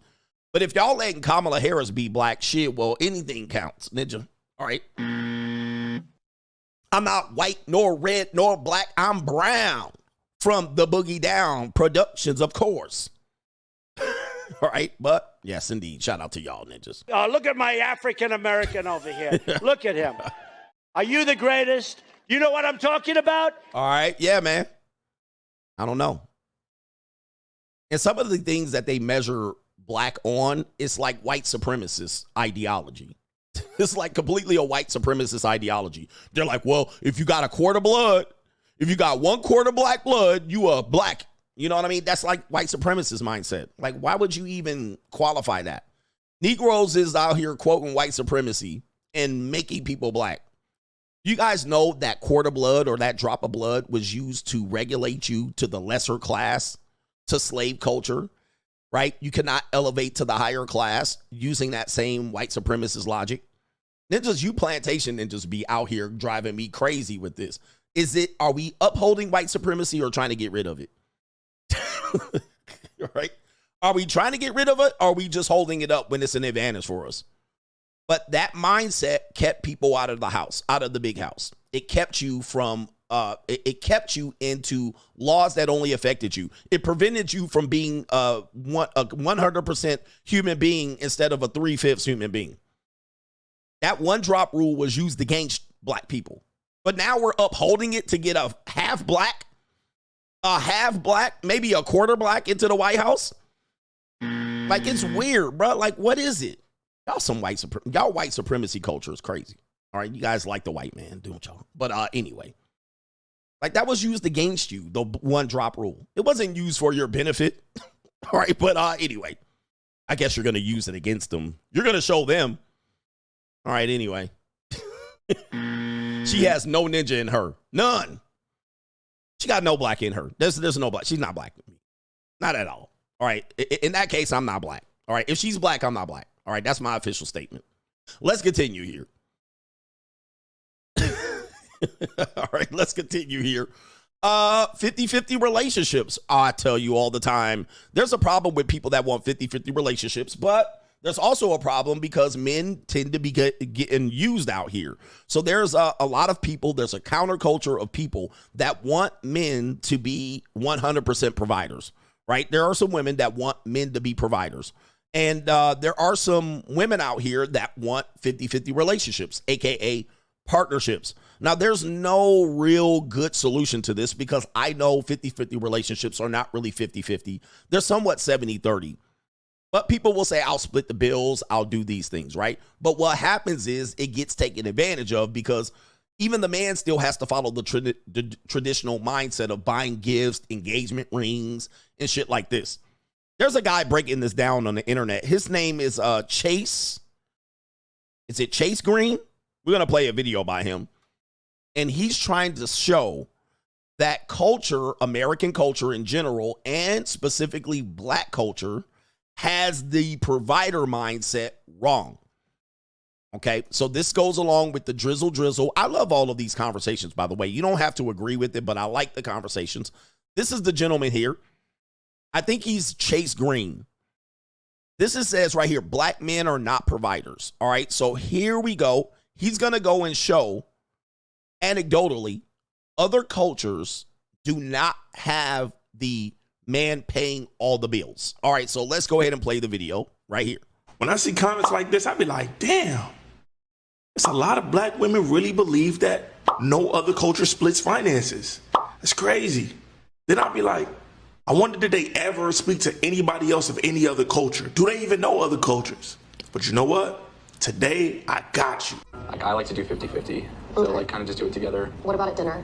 I guess it just depends. How do you guys handle income disparities? Do you guys go 50-50 on the bill? Who pays more? Yeah, we go 50-50 generally for everything. You know, like, my wife really saw, she believed in what I was doing. I told her, I don't want to have a family with you, but I can't ask you to marry me yet because we don't have enough money to get a home together. We don't have enough money to have kids together. Yeah. It's just a weird time to be paying for all this stuff when you're in your mid-20s and you're making, $13 an hour. Right. So, she luckily had a good job and she was like, quit. She's like, I'm making money, I'll be your sugar mama, She's like, I'll take care of you until you get off your feet. She's like, but do you have a plan? I was like, I want to create a media company. I want to do branding and marketing. Like, all right, forget with all the piano here. I'm going to have to override this piano shit. So basically he's getting a relationship. The woman makes more money than him, which is typical of men in their early 20s. Women make on par or slightly better money than men in their 20s.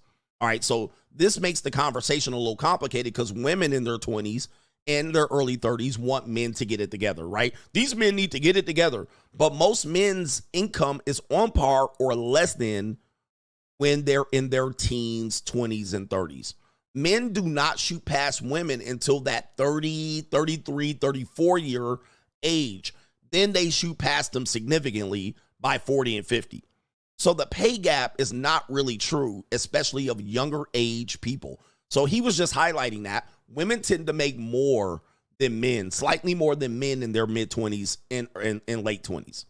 So if the woman wanted to get married, she would have to choose to say, listen, I'll support you. I'll pay half the bills.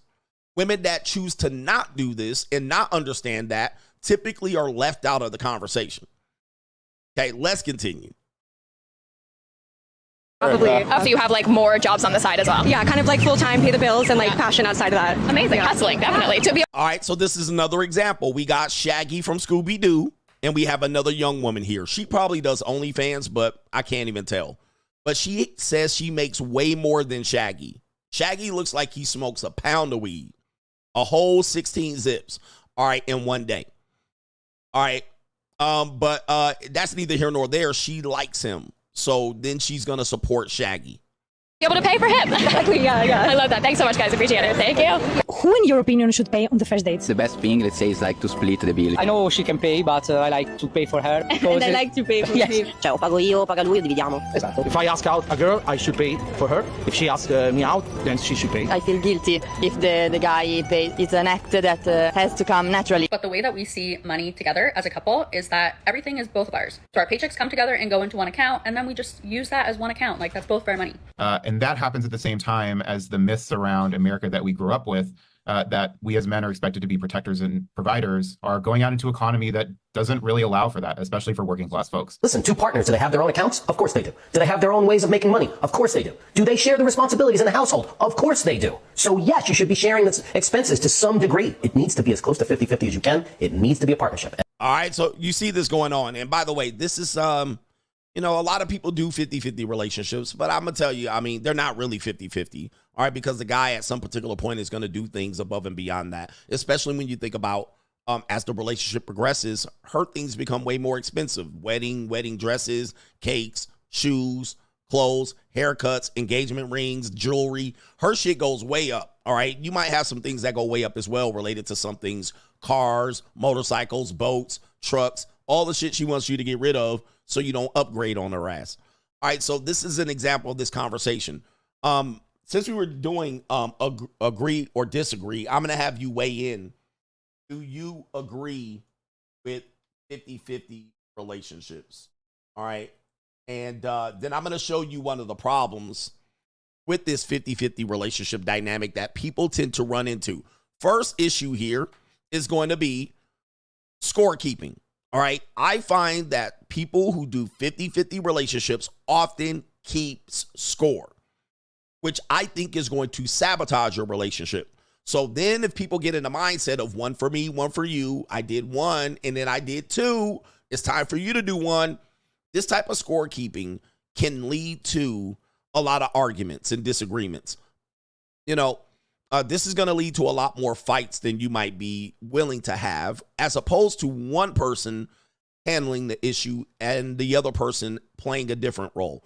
Now, that can lead to control. I'm not saying 100% zero is going to be ideal, but people have done those type of relationships and they can get into arguments as well, but some people have made it work. Today, because women do earn money that is not seen as supplemental and somewhat equal and maybe better, they are now having to contribute into their relationship. Some guys will come in and say, baby, even though you make more or equal, you never have to do that. So my money is our money. Your money is your money. We've heard even men say that as well. So it is quite confusing to what happens. But really, it's a form of scorekeeping that I don't think is healthy in relationships. Let's start right here with this woman. Says, a day in my life as a married mom with kids. A married mom with kids. Let's see. Play it. So here's how my day's going so far. I go to drop off my daughters at school. Their school's about 30 minutes out. I get a FaceTime call from Salem, my 4-year-old. He's like, I'm on the toilet, Mom. I need you to come wipe me. I said, Baba's home. Tell Baba to. I'm not home. He said, Mom, I've been calling Baba's name for the last 10 minutes. He hasn't answered. So I had to rush home to come wipe his ass while his dad was asleep. And now I get the pleasure to make him his coffee, take it up to bed for him so he can get out of bed and get his day started. Secured. Nader, wake up, I got your coffee. Now I need to go shower Salem, feed him, put him down, and then get started on their room. I ordered some wall decals and decor, so I want to surprise Ella by the time she gets home from school. All right, so this is obviously, I would say, a Persian couple. You know, Baba and I got to do this and he doesn't do. You typically will find guys that have those type of relationships where they're traditionally based gender roles, which women they don't want gender role relationships until it benefits them. All right, be a man and man up and buy me this and that and take me. So they want it when it benefits them, but they're like, there ain't no gender roles. So it sounds like you have gender roles and he's following it. You, on the other hand, are keeping score. So who paid for all that Botox on your face? Who paid for that? We're going to assume they have a very strong, strict gender role responsibilities where he's the prime earner and she's not. That's changing across America, but she seems like she is not the prime earner. And now he's like, hey, you wanted these kids. This is another thing that happens, especially in these marriages where she's keeping score. More often than not, she wanted the kids. Now, not saying he doesn't want children. More often than not, she's the one like, let's have babies, let's have kids. And he does look slightly older than her, but we can't tell with all that filter and duck lips going on. The women come into these marriages and they're like, I want to have kids. I want to have kids late in my 40s. Then when the kids come, she's like, oh, you got to do this and you got to do that. Right? It's like getting a dog. Hey, let's get a dog. All right. And you get the dog, but she's like, hey, can you walk the dog? Can you feed the dog? Can you let the dog outside? And you're like, I didn't ask for this dog. That was the dog you wanted. I said not to get a dog. Now, all of a sudden, I'm taking the dog out for a walk. I'm feeding the dog in the morning. So you see what happens. The woman's like, I want to have 3 and 4 and 6 kids. He's like, okay, well, you're going to do all the work because I'm going to be doing X, Y, and Z. But then when the kids come, the pivot, the bait and switch. Now when the kids are here, now you're supposed to help chip in. A lot of relationships and marriages with high earners work like that. Or a guy, he starts earning a lot more than her. Then she'll be like, well, you don't help. I got to do this. I got to do that. Well, you asked for it. You were the one that wanted the kid. And after I busted a nut in you, you were holding your legs back behind your head, trying to intentionally get pregnant. Now when the kids are there, then she's like, he ain't helping. He ain't doing this. He ain't doing that. This is a simple petty scorekeeping that is going to ruin your marriages. So this is an example of this scorekeeping where people think it's 50-50 and it's not. It's not. Now watch this. Watch this. Co-parents. Are you on a 50-50 agreement with your co-parent? You went through a divorce. They said you got 50-50 custody. Is it really 50-50 custody? Sometimes it's not because one parent has a flex schedule and the other parent has a strict schedule. Like they have a 9 to 5. You can pick up your kids whenever you want. You can pick them up after school. The other parent doesn't see their kids until 6:30 or 7 o'clock at night. So are they getting as much parenting time? The answer is no. Even on the expenses, are the expenses in the 50-50 custody the same? The answer is no. One parent could be paying above and beyond the bulk of the payment, and the other parent could be paying the bare minimum. Now, because the parent's paying the bare minimum, that parent might say, I'm paying 50% of the expenses. But it's not true, because when they go on vacation, when they're with the dad, when they go shopping, when they buy clothes, the dad might have extra money. And he is willing to spend more money on the kids. Whereas when the kids go with the mom, she penny pitching. The kids don't do shit all weekend. All right. The kids are taking the clothes that dad bought to the mom's house and sometimes getting stuck over there. So then the clothes don't come back to the dad. The dad might buy the computers and play for the private school in the backpacks. So the mom doesn't pay that. She's still going to say she pays 50-50. So the mindset is, I'm finding that women are wanting 50-50, but then guess what? She'll not go above and beyond that. Even when she sees clearly that he's doing more, she will still say she paid 50-50. This is why 50-50 is a myth, especially dealing with women. You're not getting 50-50, gentlemen. I don't care what the women are saying. You're not getting 50-50. You're not. Because she'll see you clearly doing more and then won't acknowledge it. Let her go to the dentist and take the kids to the dentist, and there's a $30 copay. She asking you for $15 back. She asking you for $15 back. You, on the other hand, she's seen you come across with $100 and $200 worth of shit. She saw you buy bikes. She saw you buy computers and backpacks. She saw you buy extra sport gears and shoes and socks, and she didn't say shit. She didn't ask, hey, I need to pay my 50%. She never did it. Why? Because you a man. You supposed to do it. See, There is no such thing as 50-50. So anybody lobbying for 50-50, just to let you know, there is no such thing as 50-50. You're fooling yourself, especially when you're making these deals dealing with wives and mothers and co-parents. It's an absolute farce. All right. It is not 50-50. All right. At all. And nowhere close to it. So let's continue. We have another situation where 50-50 backfires. We have a YouTube content creator. His name is DFO Merlot. Small channel, but shout out to him. He's working on it. And let's see his problem with 50-50 right here. Fair use. This is definitely going to be a different type of video. This is usually not the setting that I'm in. I know I apologize for looking like shit. You know, just woke up, but this is going to be a different video. I know some of you guys that enjoyed watching my videos probably maybe been wondering where I've been.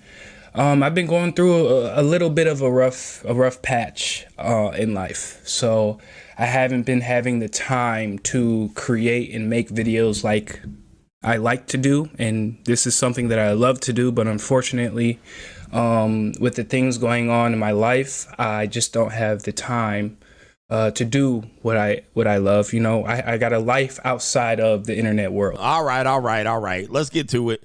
Comfortably on your own. I don't know if you guys know this, but jobs, you know, it's very difficult to live comfortably on your own. And I've been struggling with that. I've been going through a breakup. For those who may not know, you guys probably don't know. I keep a very private life, but I'm going through a breakup. We're broken up, but the problem is that we share the apartment together. So there we go. I don't know why people, shout out to him. I'm not going to diss him. I would just offer some critique. Clean up the background of your stream. All right. Don't look like with your folded laundry and shit. All right. But unfolded laundry. All right. Be conscious of what your background looks like. But guys, therein lies one of the biggest issues with 50-50. And I've been telling you this and telling you this. This is why for me, I don't want to put myself in this. And I can understand why a woman wouldn't want to put herself in this situation.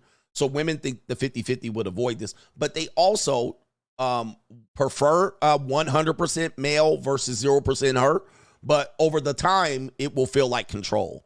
It will feel like she even gets trapped. But there it is that people don't talk about. They want 50-50. Even as guys, you want 50-50. But there's the problem. Soon as you break up, you're stuck. Just the same as when a woman breaks up with a guy who pays all of the expenses, she is stuck. She then will say financial abuse. He's controlling me with the money. I do have a video of a woman actually demonstrating this. It's from a reality show. And typically if I play it from a reality show, it typically is going to get the copyright banned. The stream will get blocked and I'll have to wait for it to clear. So I can't show it. But when you're in a 50-50 relationship and you break up, especially when you're young, you're not talking about home ownership. You're talking about a lease. You're talking about renting. Normally it's going to be in the middle of the lease. Not many people break up at the end of the lease. It's going to be somewhere at the beginning or the end. In fact, data shows us most people break up within the first 6 months of a lease. You get excited. You think about saving money. You think about 50-50. And then you move in together and split all the bills right down the middle. And then y'all don't even make it through year one of the lease. All right. The data shows us 50% break up within the first 6 months of a new relationship. Once you move in, cohabitation stats are terrible. Terrible. Only a small percentage of people make it past the 5-year mark living together, cohabitating, where that leads to marriage. It's a small percent, a fraction. I've done shows on this one. What tends to happen is complication. Chaos ensues. You might potentially have the police called on you, or you might come back and you have been kicked out via a, a restraining order, a TRO. But what happens is the first 3 months, you're fucking like jackrabbits. And then real life happens the next 3 months. where you're trying to negotiate, stuff and arguing over petty shit. Then you're at the 6-month mark and now you don't know what to do. I got 4 months left on my lease, 6 months left on my lease. Now you're stuck. You can't pick up and go because typically people who pay 50-50, they don't go above and beyond in saving money and saving for a rainy day or have a exit plan worth of money. You're spending all your expenses. So you're broke, she's broke, or she's in a better situation, you're halfway broke. And you get together and you're living hand to mouth and then boom, break up.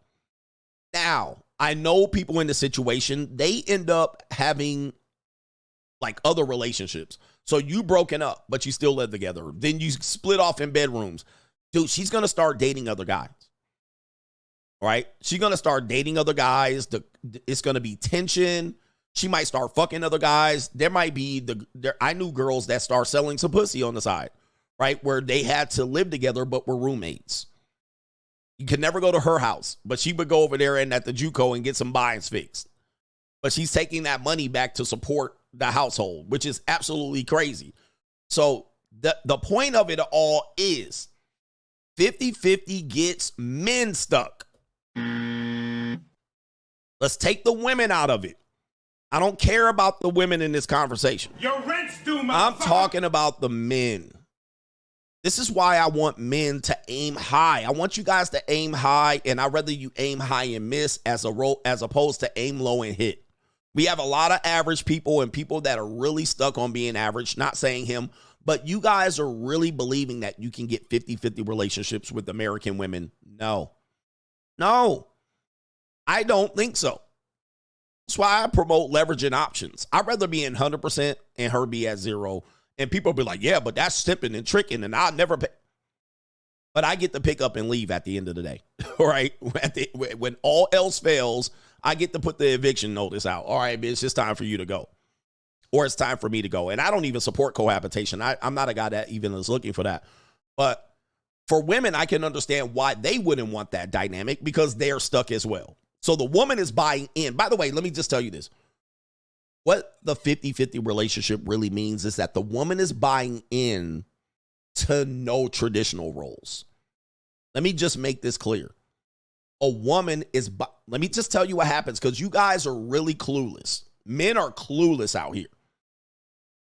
A woman buys into not having to do something. That's what she's doing when she says 50-50. That's what she's doing when she pays 50% on the date. Do you guys realize this? You don't realize it. Well, let Unc G tell you what's going on. When a woman says, I want to pay 50% for the date, the bill comes and she says, no, I want to pay. You know what that means? She's buying out of you believing that she owes you sex at the end of the day. She's buying that out. That's why women want money and power themselves. She's buying that out. She's like, nope, you ain't going to think, or I'm not going to feel like I owe you something for paying, or you're not going to think that you're getting some pussy at the end of the day. She's paying out. Then let's take it a step further. In the relationship, if she's paying 50-50, she's buying out of the gender roles. Meaning like she paying out of that. I ain't going to be washing the dishes. You're going to wash the dishes too. I'm not going to be fucking doing X, Y, and Z and vacuuming. You're going to vacuum too. She's paying out her ability to need for you to believe that you can tell her this shit. That's what she's doing. You think she's doing it on some, I think women should do it and they should pay their end? No. She's doing it so she doesn't have to be beholden to your gender roles. Right? We don't have gender roles. I'll pay into that. And now she can avoid it because the minute you tell her to clean up or where you're going or don't leave or don't wear that out the house, she like, shit, I'm paying into this. So you can't tell me. So this is a mindset where guys have to understand that that is what she's doing. She's not doing it because she feels like she should pay half the bills. She's doing it so she can pay herself out of doing certain things and give you less control. And more power to him. Yep. At 50-50, she could cheat on you. She's like, well, it is what it is, motherfucker. What you going to do about it? And you're going to be in this situation right here, like this gentleman's explaining. Well, I have 4 months left on the lease. and now I broke up. I don't know what to do. Let me see if I can continue playing this video. So that's been a whole nother struggle. Somebody said at 50-50, she's single. At 50-50, that's a single woman. All right, you don't have her locked down. Not at 50-50, you don't. So when she exercises hypergamy and bounce on your ass, she ain't gonna feel shit. And Dia right now, shout out to Dia, she's saying true. And I'm teaching you the dynamics between men and women. All right, you guys are always thinking about shit, trick, simp, pay, no pay, drizzle. I'm telling you what their mindset is. I'm telling you what they're doing. You guys got to wake up and get ahead of this shit. She's paying out of duties. Let's continue. She's paying out of sex too. By the way, if you live with a woman at 50-50, you can't get no sex from her. She can shut your ass down all the time. She'll shut you down whenever. She'll be like, shit, you ain't getting no sex off of me. I'm paying in. I'm putting money in the pot. You're not paying for me. AKA all men pay. So she paying out of the requirement to have sex with you. But y'all so shallow-minded, y'all don't get it. All right, let's see what this guy's saying again. You guys don't get what she's doing. Here we go. Life, but I'm going through a breakup. We're broken up, but the problem is that we share the apartment together. So that's been a whole nother struggle. Fortunately, I do have a better job. You could say this is a career. So my time has definitely been taken away from content creating. But about the breakup, man. So we broke up, and you know, the matter of the fact is I have to move out within about 3 to 4 months. I have to move out by January or late December. And you guys, you know, outside, I don't know if you guys know what's going on in the outside world, but it is very extremely difficult to be able to afford a place on your own, considering the bills, Wi-Fi, gas, electric, groceries, rent, especially all on your own. What I tell you, ninjas, yo. What I tell you, guys, I've been through these stages of life. Trust me on this one. Do in my opinion, I'm talking to the men only, ladies. Do not get into cohabitation and ever think a woman is going to ever support you for very long. If she does, you got one. More than likely, she's not going to. It's against her nature. So because you chose to live off of a woman, even at 50%, your ass is out. You're always going to be out. You're always going to lose in that situation. You're always going to lose when you're sharing money with women. You're going to take the fucking L. And now, look at you now. You're going to be homeless. Trust me, I've been here, guys. Never live off of a woman. I don't care if it's two bitches doing OnlyFans. She make more than you. She a sugar mama. She way older than you and got her finances together. This shit is going to last only so long. When it breaks up and ends, and most of the time it's going to be unexpected, you're going to find her getting dick down in the place where she supports you. And you ain't going to have nothing to do with it. Your ass going to have to move out, but got nowhere to go. Oh, I can't afford it now. Told you. Told you. Most men don't stack extra money. They don't. So now you're stuck on stupid. And not saying this guy's stupid. I'm just sharing this video. This is what you guys have to realize. It's going to be the scenario. I don't live off of women at all. I don't agree with it. I would never put myself in that position to do so. Like I said, I'd rather prefer live on my own and cohabitate and let her live somewhere else. But if in fact I did cohabitate, it would be 100% on me and 0 on her, because I want to be able to say, I'm out. Gotcha, bitch. All right, I'm out. So if I can't find a spot to live on my own or by myself, I will 100% be homeless. There, brothers, y'all better listen. Pay the cost to be the boss. Dude, it's all about money. Pay the cost to be the boss. Y'all always worried about the money and she getting over on me. She using on me. She using me. Okay, if that's what you feel, ninja. But I'm never living off of a woman. I never would put myself in that situation. But now, hey, join the rest of us, ninja. Gotcha, bitch. We got to learn the hard way. He going to be homeless. And this was a 50-50 relationship. 50-50. They lived together, lease, and I'm sure he was paying in. She might have been paying more than him. And guess what? Gotcha, bitch. It's not a matter of if, it's a matter of when. So he's got to figure out his life. He's got to pick up the pieces. And he realized dick is only going to last so long with a woman. All right?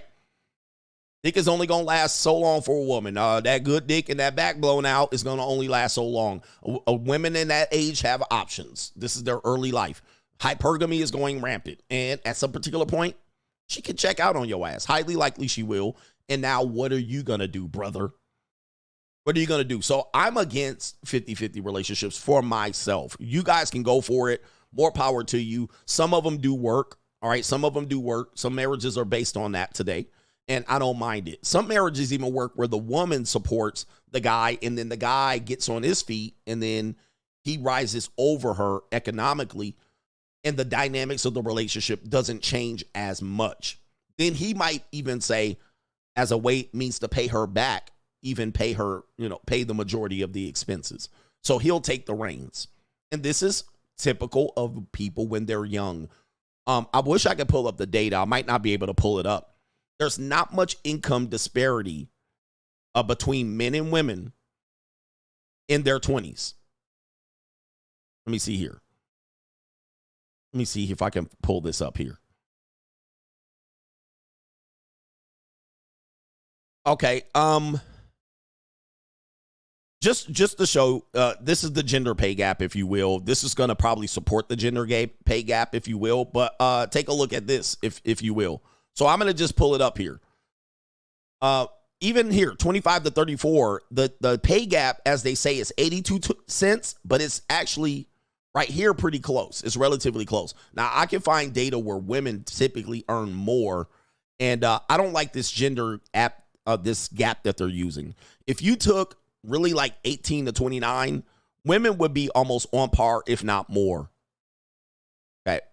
But even the so-called gender pay gap is almost elusive in that 25 to 34 range. Even it's pretty much close. So you do have people making pretty much the same amount of money, and many women have opportunities to make way more money. Waitresses, bottle service, flight attendants, they have access to jobs where they can monetize their looks. And if you took any of the Instagram, social media, OnlyFans, and many of these jobs, real estate agents, women tend to do better at a younger age than these men. So women are having opportunities to make a lot more money through tips and shit like this. All right. Men, on the other hand, they got to really be doing, they got to kind of move up. All right. They got to kind of move up the scale here. So, yeah.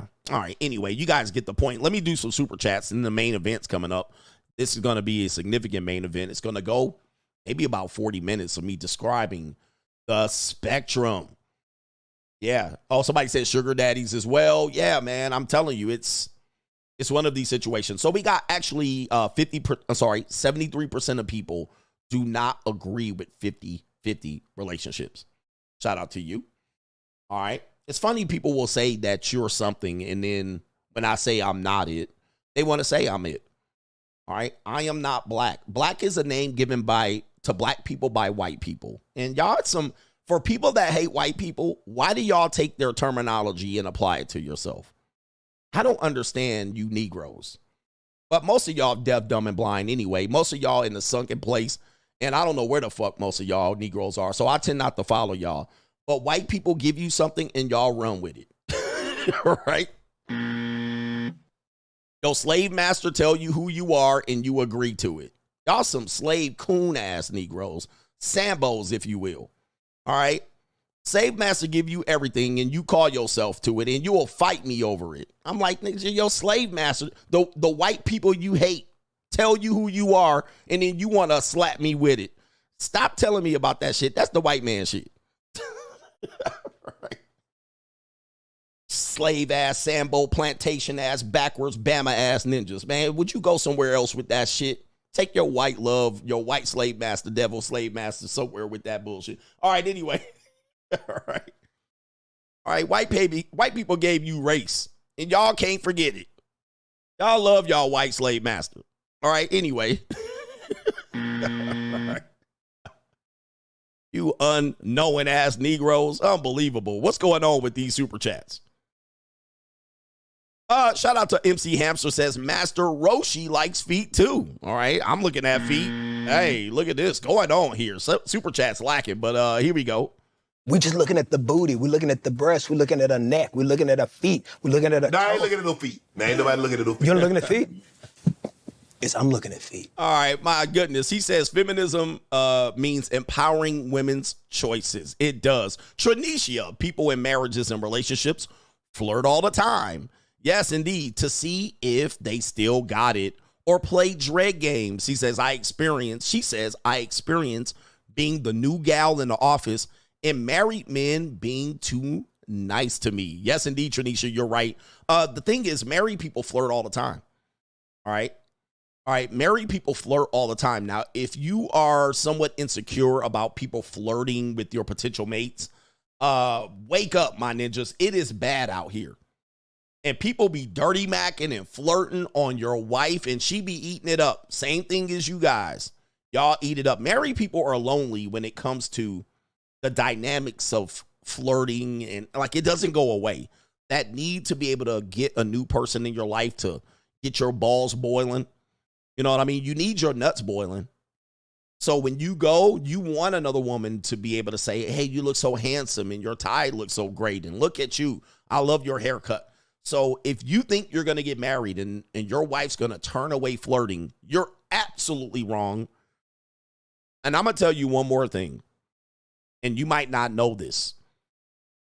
When your wife has children, I'm telling you, your relationship will change when the children come. When your wife has children, she's going to accept more flirting, okay, than ever. And I'm going to tell you when. When she has children and she gets her body shape back. Okay, so, damn, I had a video with this and I didn't play it. I deleted it.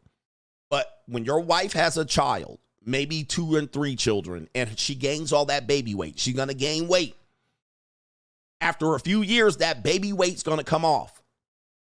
Then she's going to feel like a new woman because she's probably spent the better part of 5 years being pregnant to deliver 3 children. So most of those 5 years, she was pregnant and gaining weight. When that baby weight comes off, it's curtains for y'all ninjas, man. She going to receive all the flirting. When she get that weight off or that mommy makeover or her titties back, she gets some fake titties or something, a BBL, or that face start dropping off, or that weight, that Aisha Curry shit. That Aisha Curry. Let me see here. That's when your wife is going to be eating up compliments like fucking Pac-Man. All right, she going to be eating up compliments like Pac-Man. All right, so this is an example. If it doesn't come off, Ninja's still going to be like, oh, I can't believe you have 4 kids. See, this is Aisha Curry after she's been pregnant for 3 or 4 or 5 straight years. Look at that big-ass moon head. See that big-ass moon head? Look at that head. She looked like Jack the Knight. She looked like a full moon. Now watch this. Let me see here.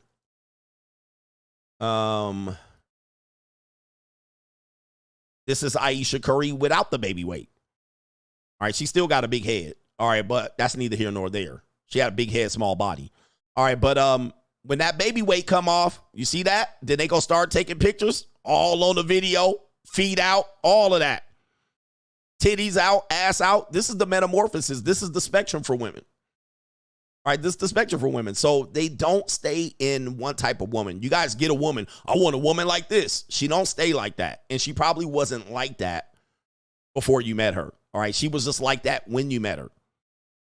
All right, so when you get married, if you get married and you have kids, when you guys have kids together, and your wife loses the baby weight, and people start complimenting her, she going. And there's nothing you can do to stop it, guys. There's nothing you can do. You better just hope she don't eat up the flirting. But she gonna eat that shit up like a bag of chicken. Ninjas on the plantation eating a bag of chicken. All right, she gonna eat all of that shit up. Because then she's gonna tell you that you don't tell her she's beautiful.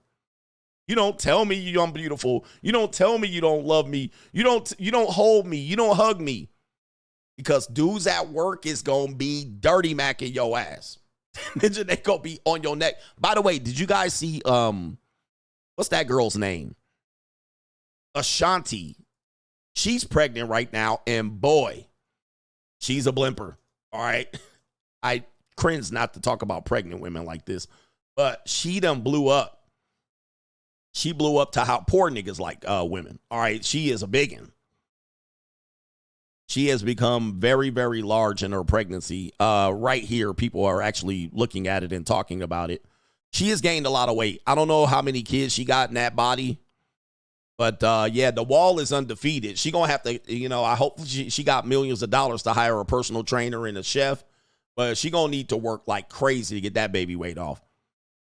All right, yeah, that's Nelly's baby. So she's gotten really large. So, all women got a blimper inside of them. You just don't know who it is.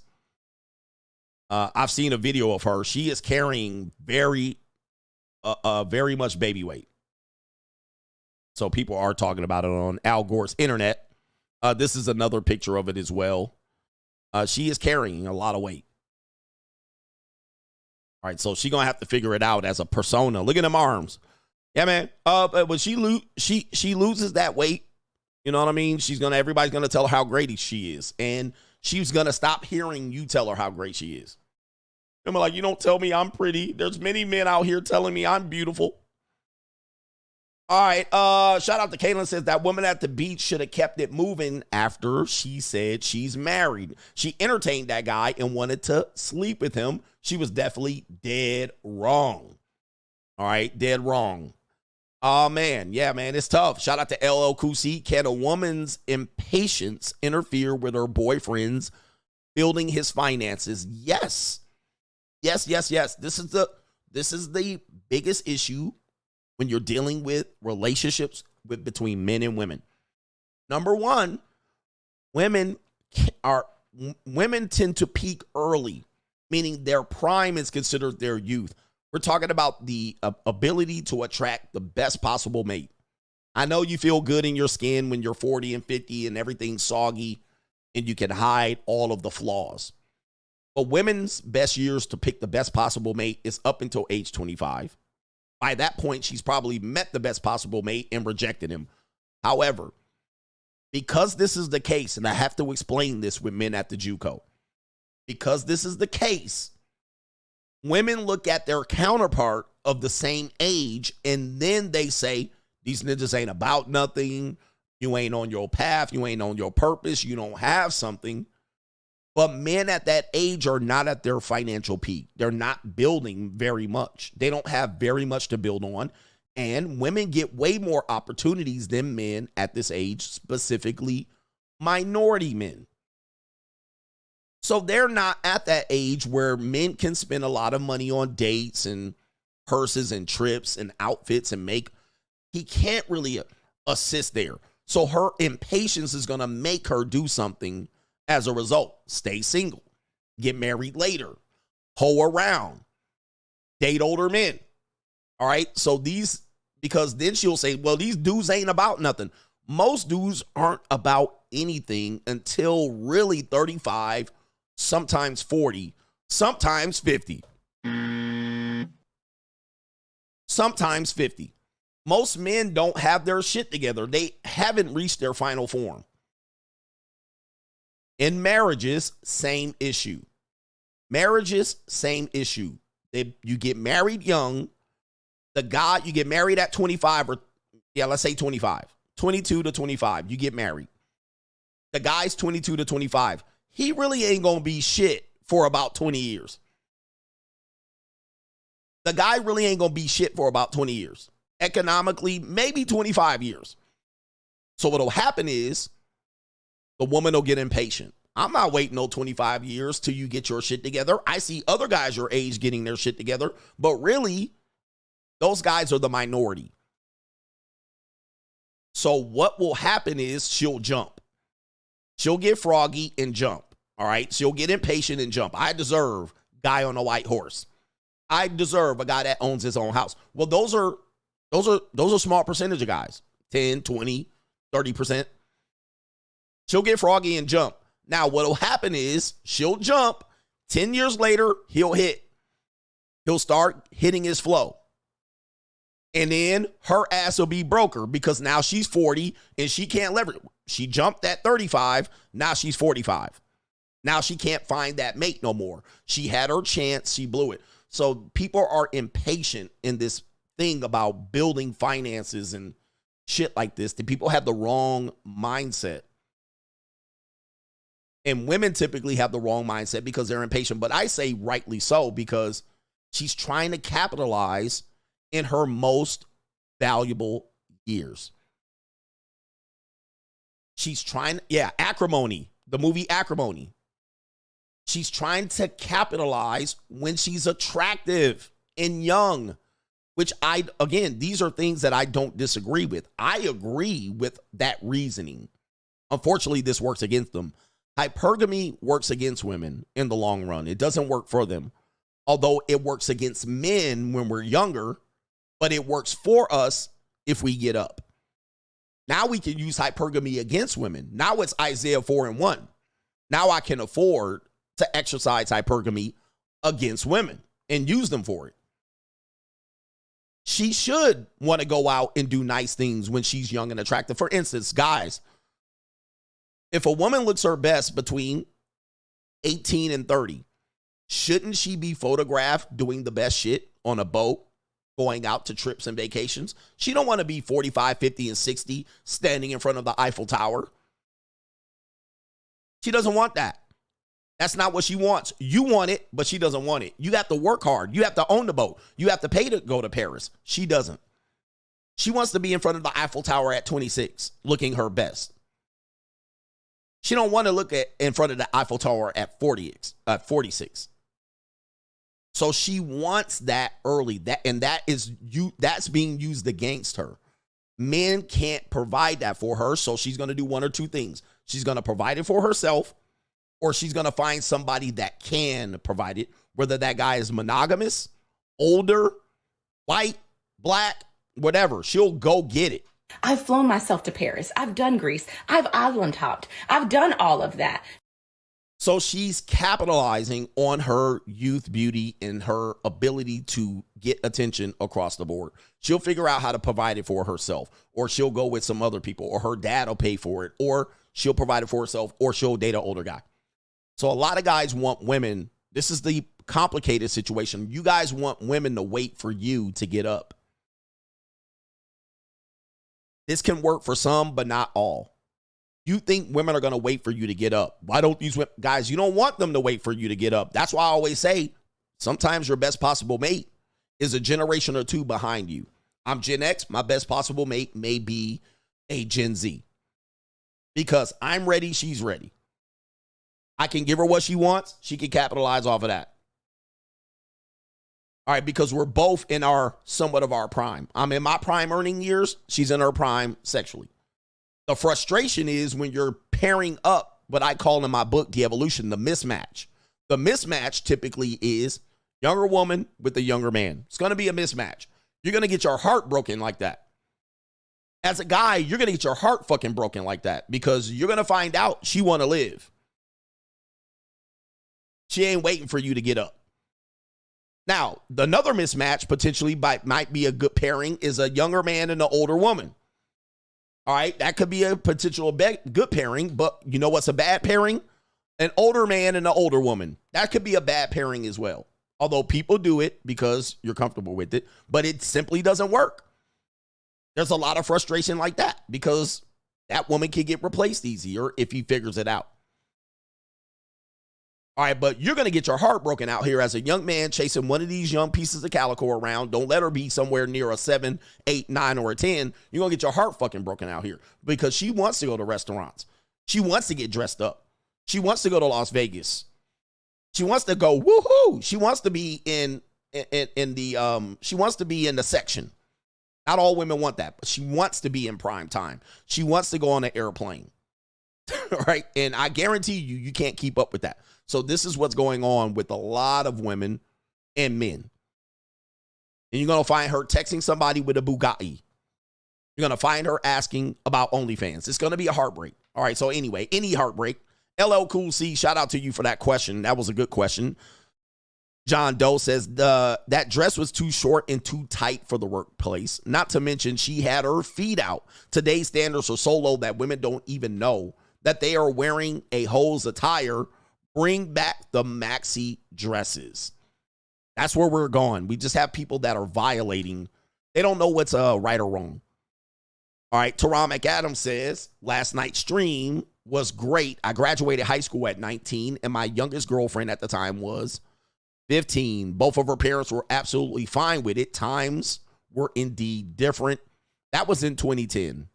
And I would say we've been hyper vigilant about age gaps much more in the last probably 5 years. We got our man, King Hunter. What's up, coach? Today is my birthday, and I'm out and about. Happy birthday to King Hunter. He says, I went to my first AMP, and I had hands on some nice young Lingling's hips. Shout out to you. He says, there is no returning from the dark side. Are you doing a 50th birthday bash next year in Vegas? I'm going to have to, man. But it's only going to be special invite. All right, special invite for the 50-year-old birthday bash, baby bash. And Ninja's going to be like CGA on the internet talking about he going to have prime calico. All right, out there. And shout out to Nathan. Well, it's the Dark Side Foundation. He says if they buy out of providing any benefits, why give them a commitment? He says, at this point, leasing is the only option, to be honest. I don't care about women being traditional anymore. I want the government to remove the safety nets that we are forced to subsidize. Epic stream, coach. Yeah. There's very little incentive for men to get in relationships. I mean, I don't see it. I don't see it. Maybe y'all can help me out. I don't see it. Shout out to our brother here, Ben, around the world, and Thanks for the huddle talk, coach. So many gems. Free agent lifestyle for life. Thank you for the contributions, brothers. It really helps. It really helps to keep this going and keep me motivated to do shit like this. But yeah. Damn, we got a whole bunch out here. Justin O, I'm not black. I'm CGA. He says, give these Mitches the OJ. Shout out to you. And he says, all dogs go to heaven. Coach, I usually try to control my laughter when I watch the show, but lately you've been on a damn roll. He says, you a pure fool out here. He says, boy, you had me dying laughing the other day. Had to send a shout out. Shout out to you, brother. Thank you for registering and sending me that shout out. We want to make it funny. Business says your anger for the pro-blacks is really funny. How could they not see how the people they vote for want to keep them on the plantation? Crazy. Longtime listener, never donated. Great show as usual. Thank you, sir. All right. We've been all want to be kept on the plantation. We all need to be slaves. So they're not trying to free y'all. No excuse. Lifestyle Rocky Cage. What's up, coach? 50-50 is definitely a myth. I made that mistake moving in with a woman. And he says, and it was bad after 4 months. Thank God I already had a vehicle. You already know the story about vehicle living. It's best. He says, it's the best thing that ever happened to me. Salute to you, bro. Sometimes you got to hit rock bottom. Shout out to our brother Face Facts. There is no pay gap, only a work gap, as we call it, a choice gap. He says women love child support and alimony because they count this theft that's adding to their income so they can say that they make more than you. If a woman makes $80K, she considers you equal if you make $120K. Wow, yes. Equal or better. Or she'll even say we make the same and you make 120 and she makes 80. Right. All right. She even say that you make the same because people already know the math. If she makes 120 and I make 80, all right, we got 80,000 to live off of, or maybe 120. But if I make 120 and she makes 80, we have 200,000 to live off of. But you're right. There's no pay gap. There's only a choice gap. So women make choices, clear choices over years. They choose certain industries. They all kind of choose nursing, teaching, nurturing jobs. So in those choices over a period of 5 to 10 years, by the time you get to the mid 30s and you see where the disparity is, men choose entrepreneurship and blue collar work and white collar work, and they choose professions that they tend to stick with. And then when you get to 34, you say, well, what is the income gap? Well, there's going to be one. It's going to be a big income gap because choice. But they try to explain it away. Well, I have to take care of kids and my parents. Last one, H every day says, growing up in the South, girls would watch the movies about women moving and restarting their life or a journey. The movie that epitomizes this is Alex Haley's Queen with Halle Berry. She left the man, but the whole town knew she would come back as a failure with a baby, but no man. Oh, they all come back. They all come back and eat crow. All right, so it is tough out here, ladies. Trust me. And gentlemen, it's tough out here. So we know they're going to come back. The prodigal daughter, right? But yeah, there's no gender pay gap. I don't agree with it at all. I've seen enough life to know that women have chose their path. They chose to be hotel concierges and maids and cooks. All right, and simply the gender pay gap is explained away, not considering overtime and longer hours. None of this shit. J. Cool says, Coach, vacationing in Florida, the heat is great, and I'm spending all my time outdoors. Watching my Bills owning the Jags made it that much better. Since this is a family show, I will leave it at that. So I know some cheek clapping is happening. Cheek clapping is happening. Yep. I'm rich, bitch. Yep. They don't count days off. The gender pay gap is an absolute farce and a myth. All right. It's only used against men to leverage them. All right. So to leverage the conversation, continue the foolishness. All right. I don't believe in the gender pay gap. Let's get to the main event. We're going to do it. And we're going to do it live. Main event. Get the sound up. Let me get my sound on. All right. We're going to do it live right here. The main event.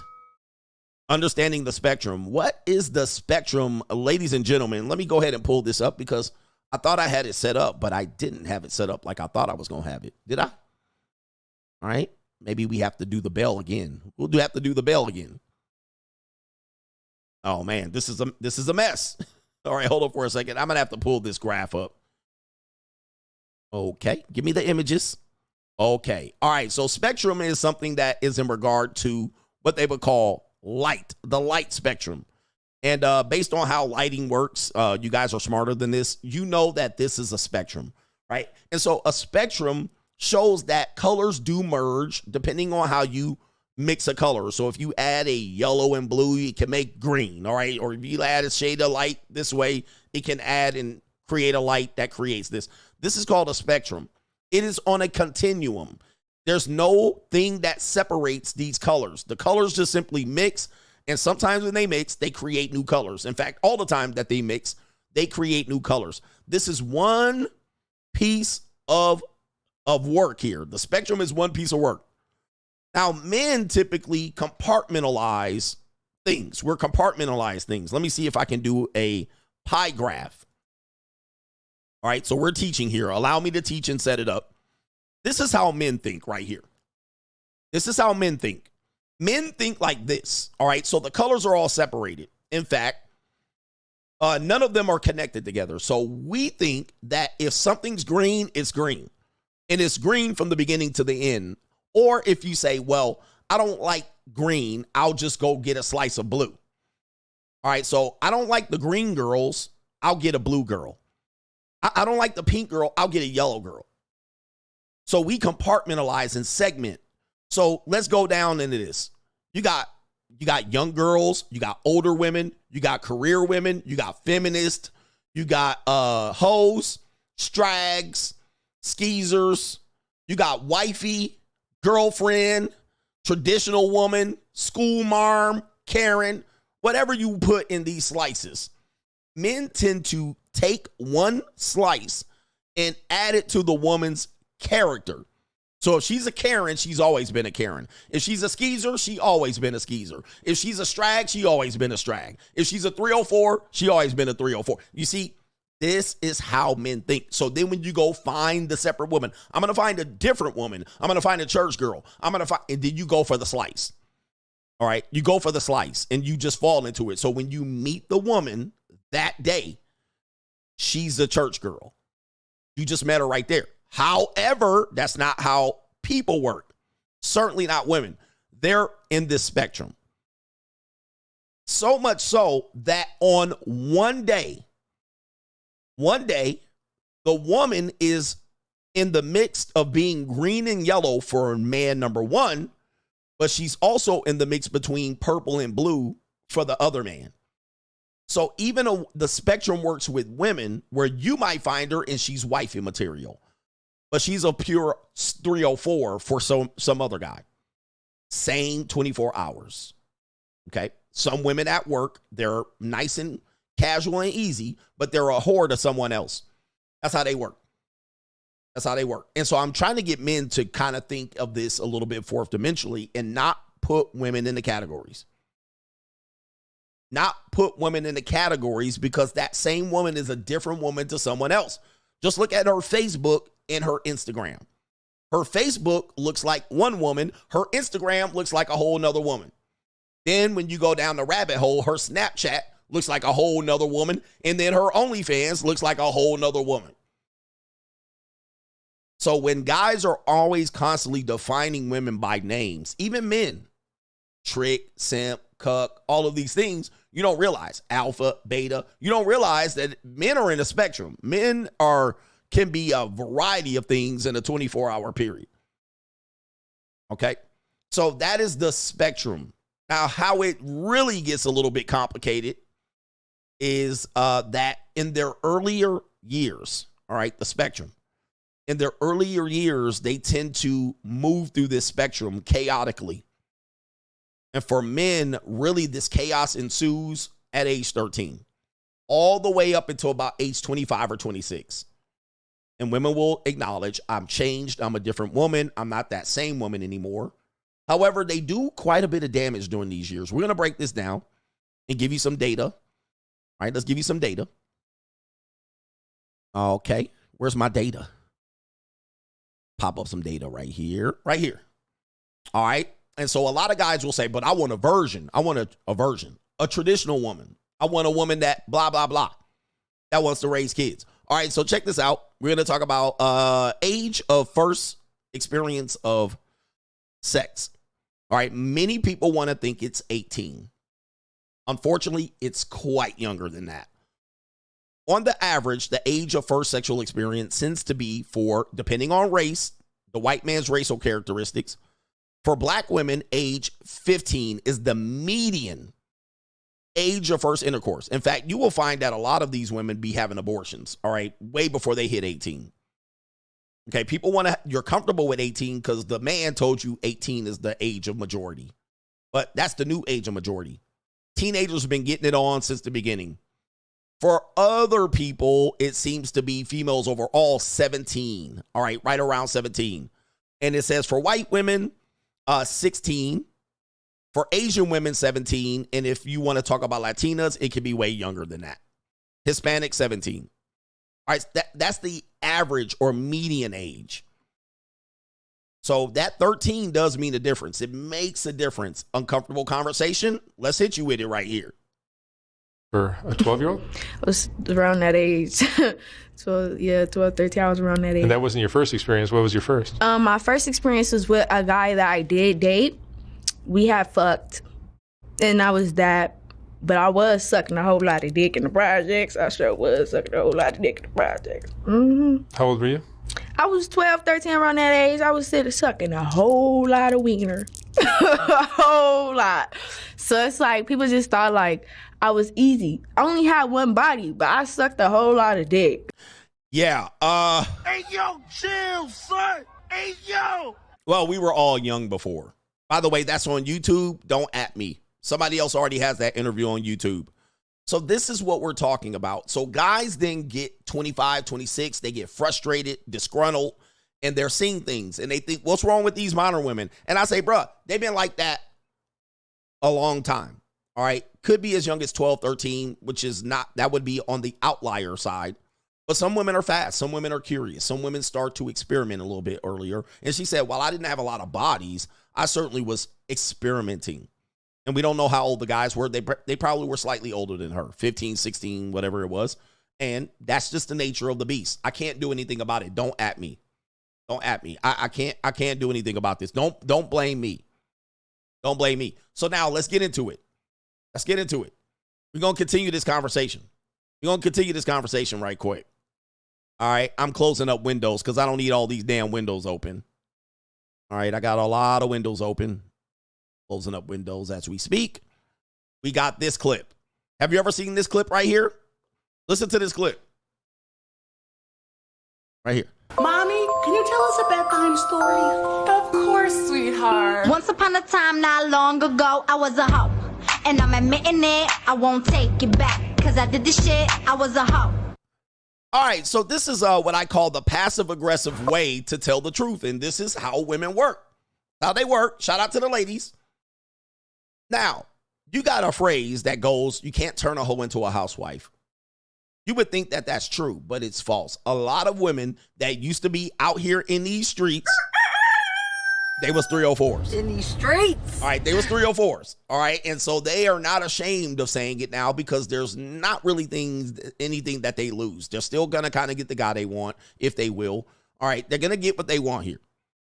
All right, and there's no shame and ridicule. People will big up them. They'll be like, hey, it is what it is. We was all out here. In these streets. All right, we was all out here. So now they even have these memes where they pair up. Mommy, tell me about when you were young and 15 and 16 and 17. Don't at me. I gave you the data. Don't be mad at me that's the data. 15, 16, 17. Where's my data again? Just so you can see right here. Tell me about when you were 15, 16, and 17. Okay. And she says, oh, I'll tell you some stories. So you want to raise your daughter up to be what? But your mom, the mom was a hoe. Mommy, can you tell us a bedtime story? Of course, sweetheart. Once upon a time, not long ago, I was a hoe. And I'm admitting it, I won't take it back. Cause I did this shit, I was a hoe. Yep. And so there it is. It doesn't matter the race. All right. We already showed you the numbers, man. They just get started earlier. Most men aren't getting started this earlier. So this looks like a Filipina potentially. And she was a hoe. All right. But now she's a mom. She's a wife. She's a girlfriend. So you guys think that women can't go from hoe to wife. They can't go from hoe to girlfriend. They can't go from girlfriend to hoe.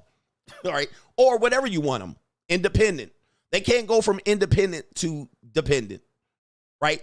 I thought women were strong and independent. Well, not since this economy. Women are becoming less willing to be independent. So they are on a spectrum.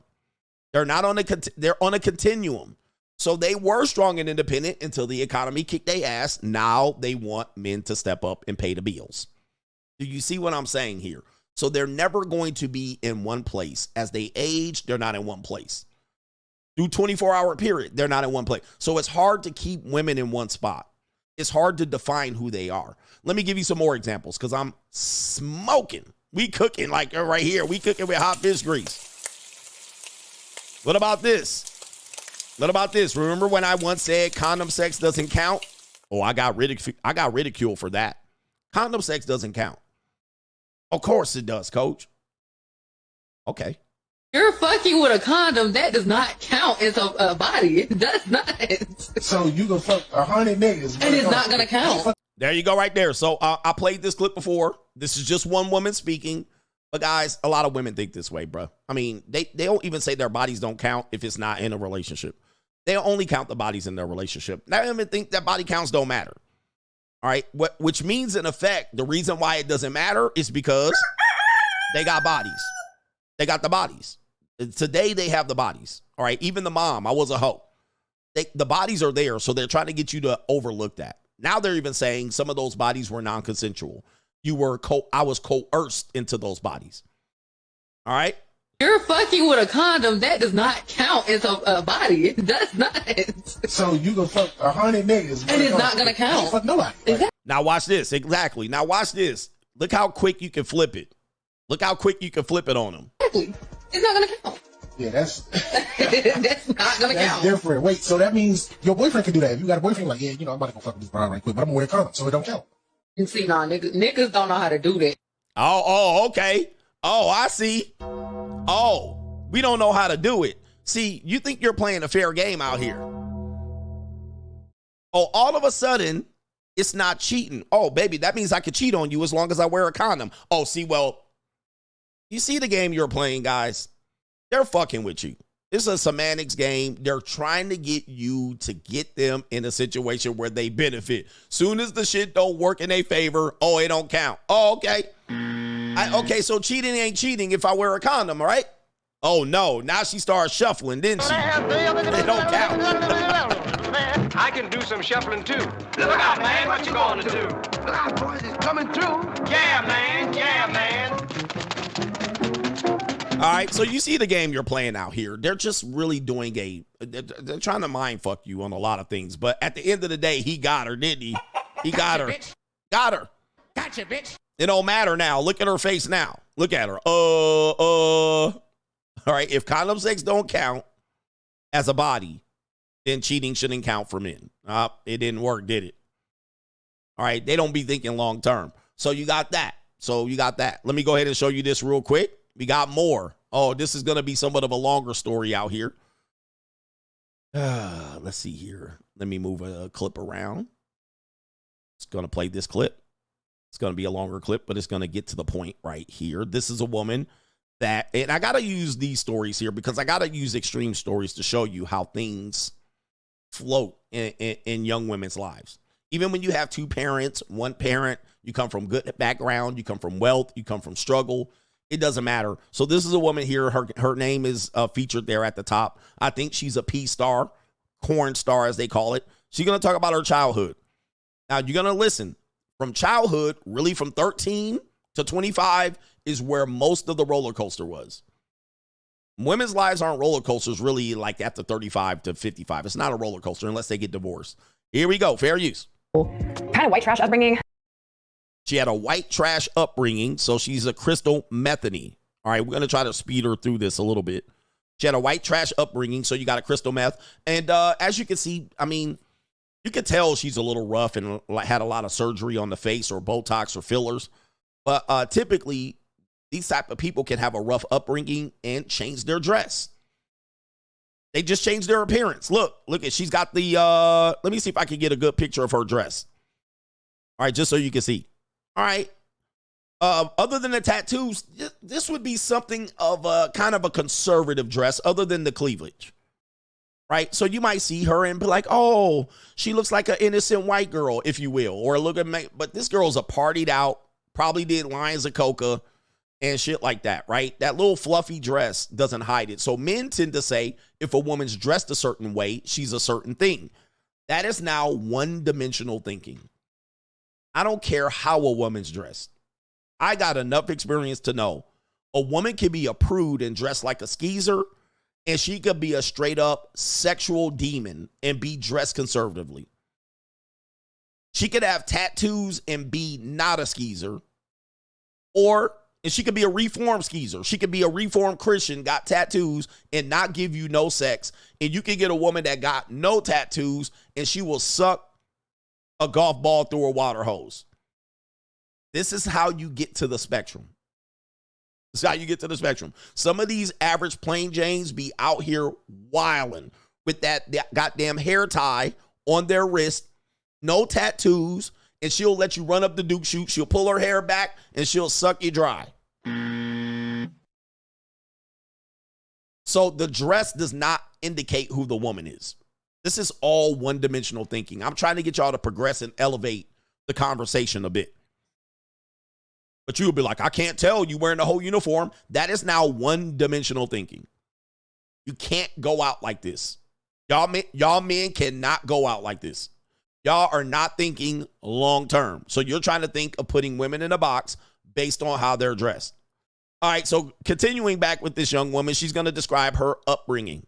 Kind of white trash upbringing. Grew up on a horse ranch from a very young age, had a very strong interest in anomalous things, UFOs, Bigfoot, you know, the stuff in the unseen world, shadow people, spirits, ghosts, never really interested in anything physical or social. My grandmother and I were very close. I was never really close with my parents, being an only child until I was about 14. 14? Here we go. What I tell you, this is where the shit's about to go off the rails. 14. All right, so let's continue. And you can see the 1,000 cocks there. She looks dead on the inside. Fair use. I didn't really take a whole lot of interest in the things that I had to do as a kid, but kind of grew up a little rough and tumble. Was outside alone most of my childhood. Outside out alone. Yep, out here. In these streets. Grew up with mostly animals, really. Those are my closest companions. Had a couple friends here and there throughout my grade school years, but kind of lost interest in the public school system around 5th grade and started to just kind of barely eke by a little bit until I finished and got my diploma in high school. But, you know, having a very close relationship with my grandmother who was Buddhist was very formative in my spiritual interests, I guess, and helped me through some really rough times in childhood. That was extremely beneficial, and I would say was the core of me actually surviving my childhood, I'd say. When I was growing up, I had an early experience with guns and a strong disconnect with my fellow human beings. I wanted to be a sniper in the military. I had no interest in ever having any kind of marriage, children, strong emotional relationships. And so that was... Now, let me stop her right there. She's saying that, but that's the streets. In these streets. All right, so you got to read between the lines of what she's saying. I have no interest in being married, a traditional woman, having kids, but that doesn't mean you don't have sex, right? That doesn't mean you're not intimate. That doesn't mean you're not at orgies or none of that. It's barbecue in that there. doesn't mean you ain't sucking a whole lot of Johnson out here. So you got to read between the lines of what she's saying. I wanted to be this. I knew the path I was on, but it wasn't relationships. So in the middle of all of that, you're going to realize she was in these streets. All right, so let's continue here. It was my aspiration from a very young age. From about the time I was about 7 or 8, I wanted to be a sniper in the military. Kind of learning at that point, they didn't accept women, so I had to divert my interest. I then wanted to become a criminal psychologist and kind of work prison to prison. From about when I was about 9 years old, I wanted to start doing that.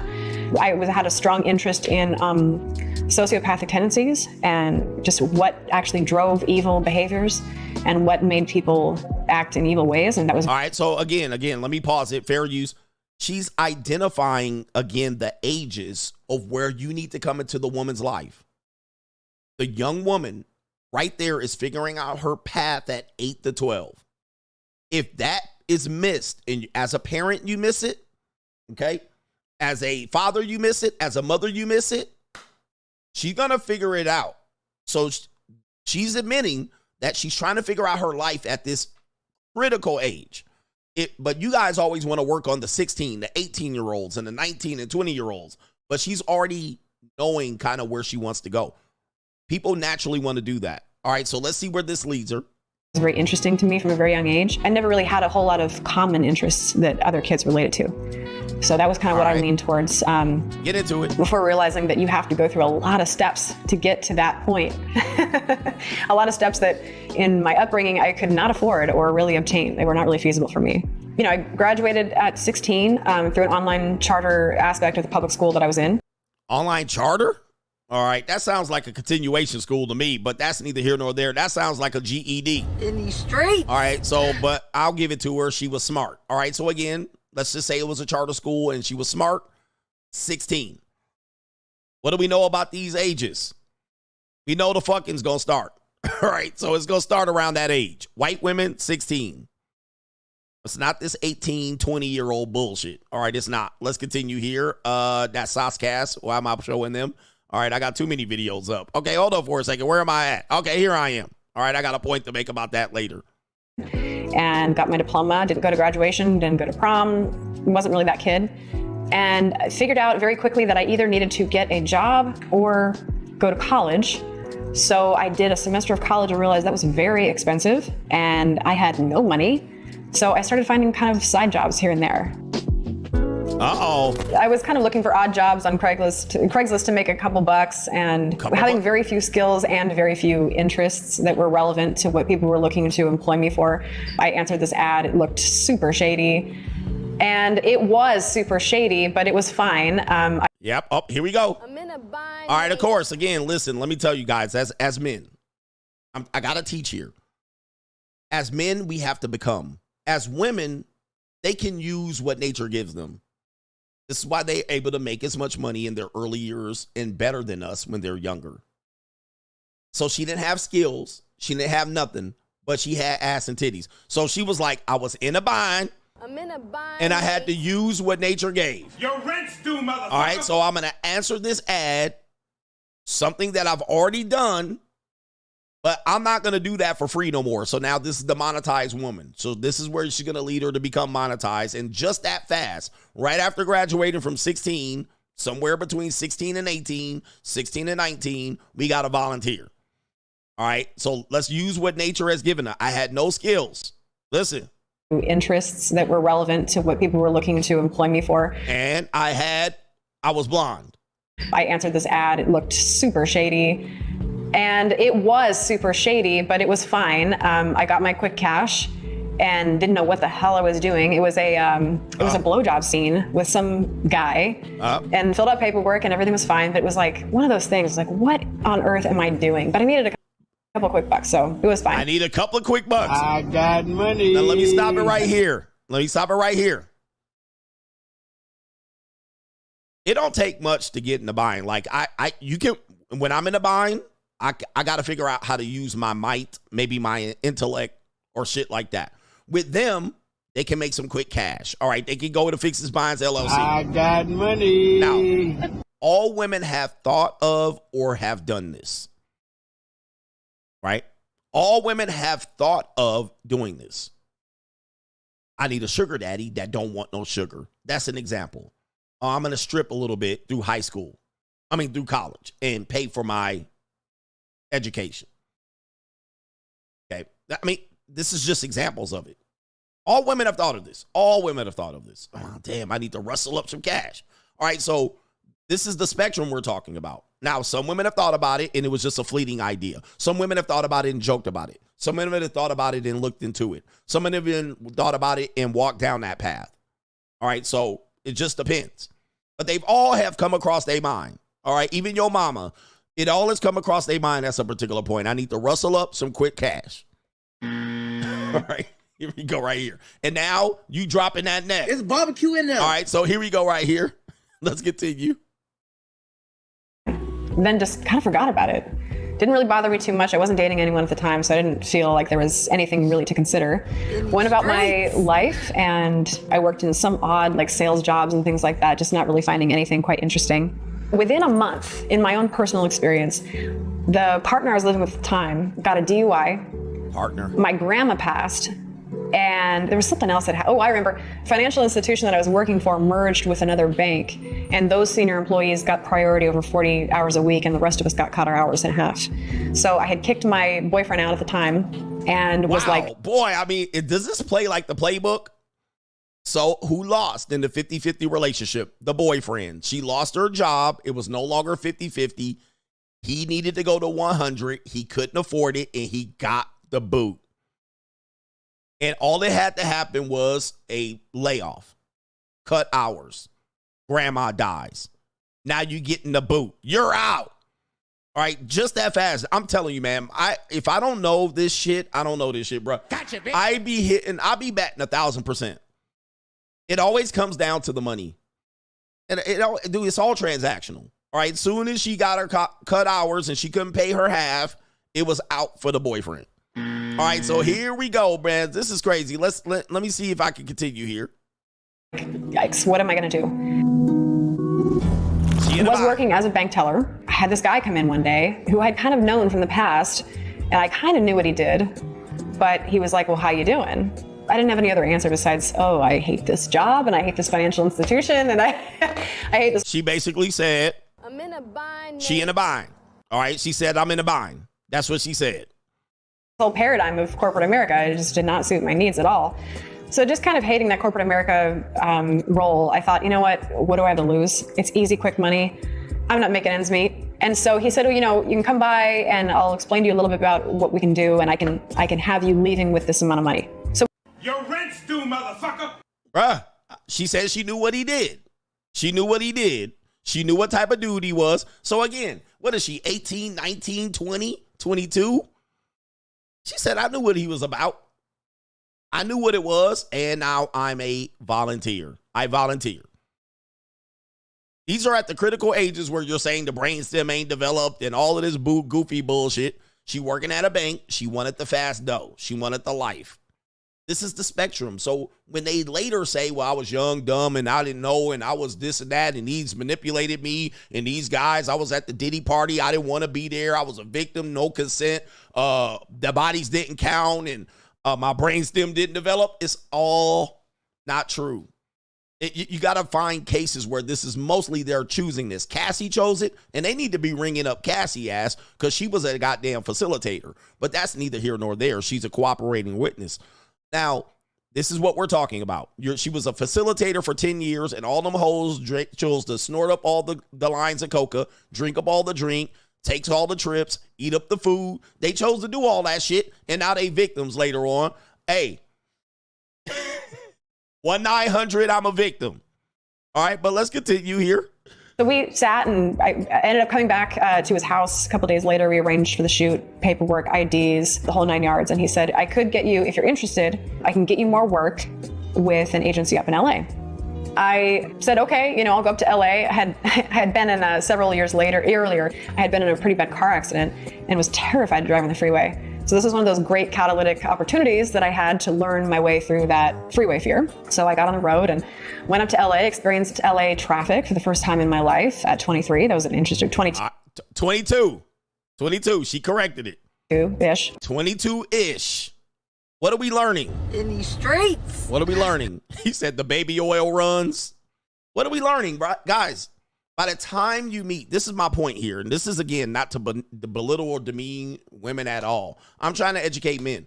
Dude, you ain't meeting these girls at 22. If you are, you fixing a bind, or you're Chad and Tyrone, or you run some prawn, or you a pimp. But these girls are brushing y'all off. Oh, no, they brushing y'all off. All of a sudden, when they about 30, 35, 40, 45. And that's you. 22. You got to get it out of this mindset that it's, that these women out here 30 and 35 and 40 doing this shit. But they already retired. They put that peace leave on ice at 30. And that's you. At 35. They looking for gumps and simps. That's what they looking for. They looking for guys that they're going to trick. They're looking for marriage tricks. That's what they looking for. All right. But let's continue here. 22. Learned what that was all about, and then kind of got thrown into the mix into the adult industry pretty quick. It was interesting. That day, I remember very distinctly, I drove up to LA with half a tank of gas in my Ford Ranger and $12 in my bank account. I was like, shit, I don't know what I'm going to do, but I'm going to make this work. I wasn't going to borrow money. I was too prideful. Nobody that I knew had any money anyway. And so leaving set that day with 30 minutes before the bank closed, just enough to get into the bank, deposit that check, and get some cash back to make it home was saving grace. It was a life-changing day. And I thought... But what did you do? What did you, ma'am, you messed out. What did you do to get that check? What did you do to get that check? She said, I did the job, and I went and deposited the check. Okay, what did you do when you went there to do the job? Anybody want to know? Was it an orgy? Trying. Did you drop that neck? It's barbecue in there. All right, what was going on? How did you get that money? All right, how did you get that money? I got and by the way, why there's no age gaps in prawn, by the way? All right, why is there no age gap shaming in prawn? All right, but that's continuing here. Let's continue. You know what? Okay. I'm not going to freak out because this is a lot of money. This one little check that I've been doing this for literally a few hours was more money than I had ever seen at any given time. And so it changed my perspective. I really had to check myself and think, okay, is this opportunity going to disappear at some point? Am I going to want to continue to choose this? And choose. She said choose. Not manipulated, not coerced.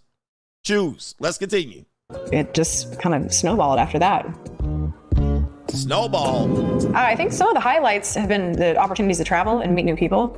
Just incredible personalities, experiences, just life stuff that I'll never be able to empathize with, that I get to hear from other people's perspectives that I meet through these experiences. That I just love hearing people's stories. People are so resilient, so incredible. And that's all right. That's enough of this woman right here. But this is an example, and this is an example. Just because a woman said, well, I wasn't doing prawn, does that mean you wasn't out here at the orgy? Trying. It doesn't mean, just because you wasn't on camera doing it, doesn't mean you wasn't doing it. All right, so let's just get that straight. Just because you wasn't on camera doing it doesn't mean you wasn't doing it. For instance, right here. Play it. Mommy, can you tell us a bedtime story? Of course, sweetheart. Once upon a time, not long ago, I was a hoe. All right, just because you... And I'm admitting it, I won't take it back. Because I did this shit, I was a hoe. Now, that's what happened with Freaknik. All right. Now it was about to put on camera. It was on camera, but y'all didn't think the video was going. So just because you wasn't on camera doesn't mean you was doing it. Let's take you to this. The spectrum. This guy right here. Is Mark. He fell in love with Mia. They may look like your average couple, but their way of earning money has led to online backlash. Mia currently makes $55,000 US a week. Mia and Mark run an OnlyFans business. Whilst Mia models, Mark does the admin. People telling us to get a real job, people saying that Mia is nothing more than an online prostitute, calling. All right, let me stop it right there because a lot of music and I have to fair use that. So again, now this could be married people. So now you have the spectrum coming backwards. So now women that have been accustomed to becoming more sexual liberal in their teens, in their 20s, are easily making their transition to go back to it now that this is available to them. I'm seeing a bunch of women in my suggestion on Instagram, older women, walking around, asses out, jiggling, and they're doing it. Guys, I mean, I can't tell you. I don't know how many women are doing it, but they're doing it. So now you have the ability to get married. And that's you. And go back into being, on the fringe. And they're giving it a pass. In fact, let me play this clip for you right here to kind of sum it up. Remember this young lady right here. This young lady right here. Now listen to this. Listen to what you would call the cognitive dissonance about what she thinks she can find later in life. Are you out there every night working? Yeah, I work daytime, so I don't really like playing nighttime. Be cold. And how many guys will you pick up in a day? Depends on the day. It honestly depends on the day and how they feeling, how they papers looking, how they checks looking. Really though. But on average, it's what? Cool, 8 to 10. 8 to 10 guys a night. Mm-hmm. And how many days a week? Shit, pretty much 7 unless I'm going out with friends or something. 60, 70 guys a week. Pretty much, yeah. Coochie still tight though. And you've been doing this how many years? Since I was 14, so 3. Your body count's got to be high. Mm-hmm. What's the upside and downside of that? The upside, my coochie cat's still tight. The downside, it's not really no downside. I get paid for what I do. Bitches lay on their back for free and don't get nothing but a 4 for 4 from Wendy's. Do you still believe in love? Later on in life. Later on in life. I looked at it as I have an ATM between my legs and I'm just using it. All I gotta do is put my card in and that's it. And put the PIN number and boom, money just comes right out. A lot of us think, again, you're not thinking fourth dimensional. You're not thinking about the spectrum.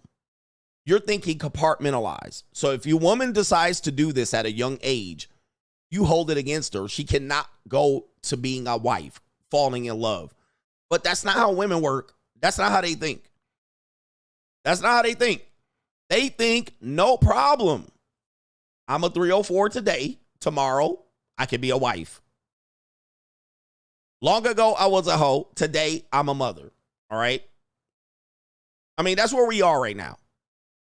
And then back to being a 304 or back to being whatever. All right? Divorcees do it. We all do it. Men, by the way, men do this as well. And there's another show that related to this, but this show is not about what men are doing because we're not going to die. We're not going to deflect and redirect the conversation back to men. If you want to talk about it, let me know. All right, but this is how they work. She's like, oh, well, getting married later on. Later on. I'll think about that later. All right. Later on in life. I'll have that option. Later on in life. This woman's 17, by the way, and this is on YouTube, so don't at me. Later on in life. Not right now. And that's you. The spectrum. So you think if a woman's a pro, she's always a pro. Well, that could be the case, but that doesn't mean she can't be in another shade of color. Same time. That doesn't mean she can't be a mother. There's women out here that were pros and that are mothers. All right, so they don't operate like that. Let's go ahead and show you this woman right here as a piece of advice. This is a married woman with an OnlyFans. This is my appearance on Soundcloud. Before we wrap up and get to Super Chats, Allie, just so I can tee you up here, you took some issue with Coach Greg and the thought comment Yeah, people. Okay. Look, I've been called far worse. I'm sure Okay, you have. I'm a Yes. horrible mother. I'm the devil. You know what it is. No, it's not that. I just like to. You kind of skated a little bit in Natalia's questions, and then you're on YouTube calling Instagram girls thoughts. I feel like you gotta own some of your stuff. You gotta if you're gonna say it, if it's for views, it's for clicks. If it's because it gives people that factor, it is what it is. I get it. I'm in content creation, but I feel like you gotta hold you to that, and you gotta what is it that. Just because someone's on Instagram getting attention, why does that got to be thought? And what is a thought to you? I did that for you. I thought it's on you. No, let me go. I'm gonna handle it. Yeah. You can go ahead and follow up. Yeah. So what it's Allie, right?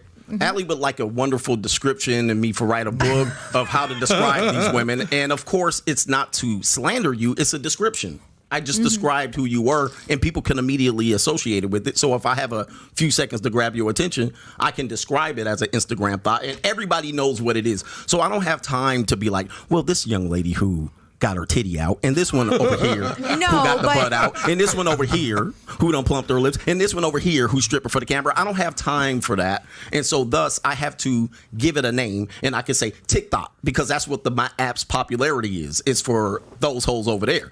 All right, so there you go right there. Shout out to her. And this woman is she's a wife, a mother, OnlyFans, and of course a TikTok. All right, so this is called the spectrum. This is the spectrum. This is where it can be. And now people will say, oh, she can't be a mom and she can't be a proper wife. But we're now looking at this spectrum playing out. Now we're seeing it. But now we want to say, well, this woman is this and that. But it's hard to keep them compartmentalized because she thinks she's perfectly fine and well within her right to do it. This is where we are with it. So let me see if I have anything more to add to that conversation. This is an article right here. Scenarios. My wife wants to try OnlyFans to make some extra money. Is that a good idea? So we're completely on the spectrum. Everybody's different, but we're completely on a spectrum. And once they've done this, they've already done it. All right. And another example of this was when teachers were exposed to be sugar babies. All right. I talked about this in my book, The Evolution. Teachers were exposed to be sugar babies. And I said no. Because what they were saying was teachers are having to turn to, let me see here. Teachers turn to sugar babies. Watch this. I'm going to make it make sense. Here it is right here. Business Insider, October 2019. I actually covered this. Unable to make ends meet on teaching salaries, some educators are becoming sugar babies. Now, what's wrong with that? What's wrong with it is they're not telling you that they were sugar babies before they were a teacher. Okay, that's what they ain't telling you. They were already sugar babies. That's what they ain't saying. So what they did was, when they were in college, they knew about this. They possibly did it or explored it or tried to tip their toe in it. So they knew that this was available. Just like this woman right here, the Prawn Star. It wasn't like they discovered it. Oh, me, oh my, how am I going to make it? No, they knew about it. They already knew. They already did it. It's not, they didn't become a teacher at 26 and then all of a sudden, how do I make it? Oh, okay, I'll answer some ads. No, they were in college doing it. That's what the article ain't telling you. They already explored it and it was just an easy transition. Okay, it was a transition back as we talked about the spectrum. The transition back. It's not something that they self-discovered to be a 304 or whatever you want to call it. The streets were already in their lives. In these streets. All right. They just went back to it and they found the mate or the male or the scenario to justify why they went back. That's why. All right. That's what's going on out here. They already knew about it, already did it. They probably was already a vet. And then they got through college. They thought that career money was going to be it. And then they said, well, it's a little bit tight. So let me head on back. Let me head on back to these streets. In these streets. Ooh, wait. Anyway, man, look, I think that's it on that subject matter. That was the main event. Shout out to y'all, man. Hit the like button. Let's get to these super chats, man. All right. Yo, I got this shit figured out, don't I? Yeah, I do. Yep. They was on Girls Gone Wild with their little titties out. Right. at the party, having a party. All right. Anyway, and then all they're trying to do is find the means to justify it. Plausible deniability. Oh, I'm a victim, so I have to turn to this. Nope. That's not the case, brothers. That is not the case. They already was in that life. They already start early, bro. They start early experimenting. They got phones. All right. Shout out to our brother here. And call me X, please. Great lecture as always, coach. I broke up with my girl a few months ago and have been stacking like crazy. The relationship ended because even though she would go into detail about her sexual past, which you found out, she got pissed on by female coworkers. All right, she got pissed on right here. Oh, the humanity. She hated having sex with me. She told me it's wrong for me to expect sex. I replied, but you expect me to not have sex with other women. Never saw a woman's face glitch like that. She definitely went. Again, they're not supposed to be over the capacity of logic in the majority of your relationship. But if you allow them to, they will turn you into a whole goofball. All right. They will turn you into a goofball. So she was very much, this is an example of you were the that's you guy. And that's you. She was sexually experimenting, but then all of a sudden when she was with you, she wanted to put that away. She put that version of her away. But that version is always there. All right. She can come back to that later. That's why women are like, body count don't matter. Well, it does matter because you're going to go back to that. You can easily cut back to that. So it does matter. But I ain't trying to marry none of y'all, so I don't care about body count. Monte says, coach, you should do another breakdown of the Hafiz video. It's a masterpiece. All right. Shout out to you. I should go back to it, I suppose. But she's not with you for sex. So women are meant with a lot of guys, and they're with you not for the sex. That's why they can justify not having sex with you. Well, I'm not really with you for sex. I'm with you for stability, protection, guidance. You pay 50-50 of the bills, right? You listen to me. You're nice to me. Shout out to our brother Jacob says, coach, do you ever take your JUCO shopping? He says, do you think men should do this or is it a fistful of 20s enough? I don't really take them shopping. No, I mean, I'm not saying you shouldn't. I mean, I know men that do. There's a lot of rules to this game, man. But do me a favor, man. We talk about that shit over on Locals. All right, for the brothers that want to get in here and get this part of the game, part of the information, we talk about that over on Locals. All right, shout out to you right there. And we got a couple more that I want to acknowledge. It is, who's here? Dr. Beto, coach, check out somebody's wife. He's a 50-year-old billionaire, and she's 71 years old. All right, shout out to you. Hey, man. Hey, listen, I can't blame them for doing whatever they want to do. 71-year-old woman, not for me, though. Not for me. I wouldn't do it, but maybe there's a reason why they do it. Okay, I see them. Yeah. She must got connections. I mean, goodness. Did he just marry her? I mean, she must got the big connects. I mean, I couldn't do it. I couldn't do no shit like that. You know what I mean? Like, it couldn't be me. But of course, you know, maybe they're cousins, because a lot of these billionaires, and they got to, you know, there's only so many people they can marry. And where's her lips? Anybody know where her lips went? All right, she's missing some lips. All right, but yeah, it couldn't be me. 50-year-old billionaire with a 71-year-old woman. I mean, something ain't right. You know, he might be, maybe that's his beard. Maybe that's his beard. You know, that's a cover up for something. All right, but I can't imagine that he's smashing that on a routinely basis. Or maybe, yeah. Maybe for a nasty nut. I couldn't do it. Teron McAdams says, to the Mitchells in the chat that had something to say about my super chat, he told them to say right here. Shut your bitch ass up. Oh, no. B-Mo, coach, my buddy been dating a lawyer we both went to school with.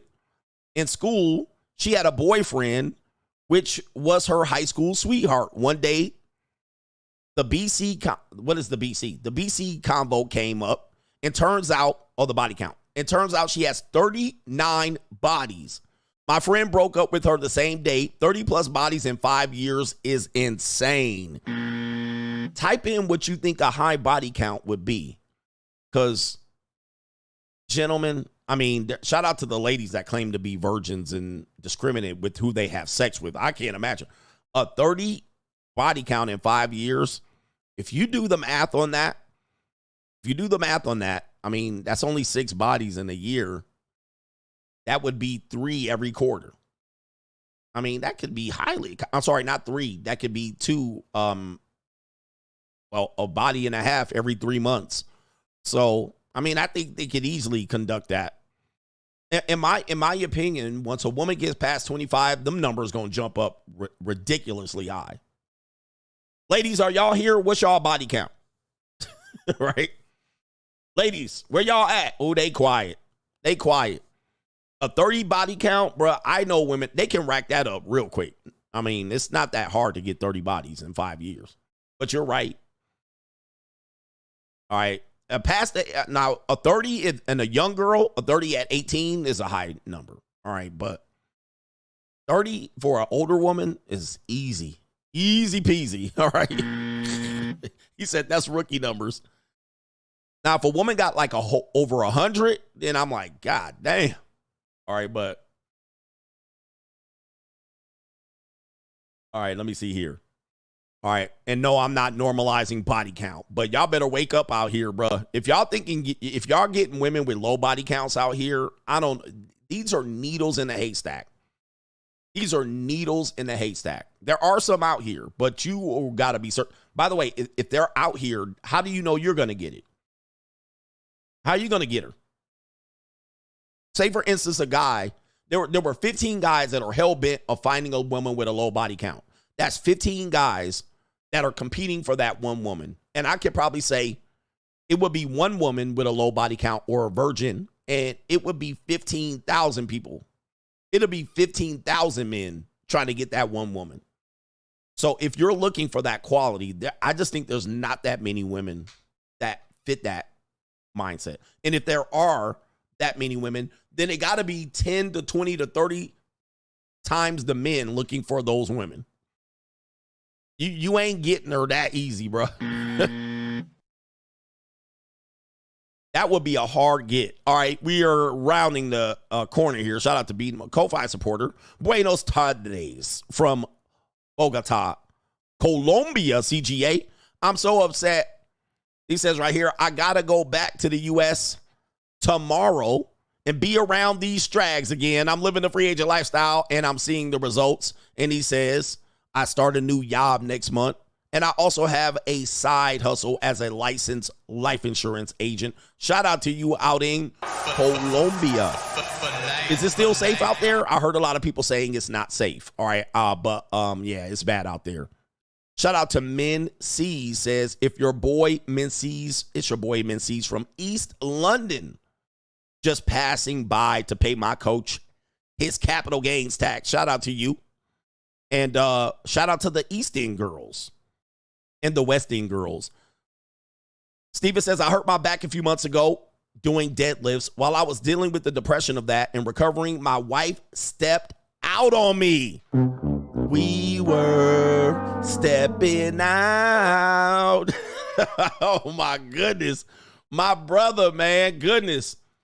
Oh, man, brothers, we going to date myself here just a little bit right here. Here we go right here, did you?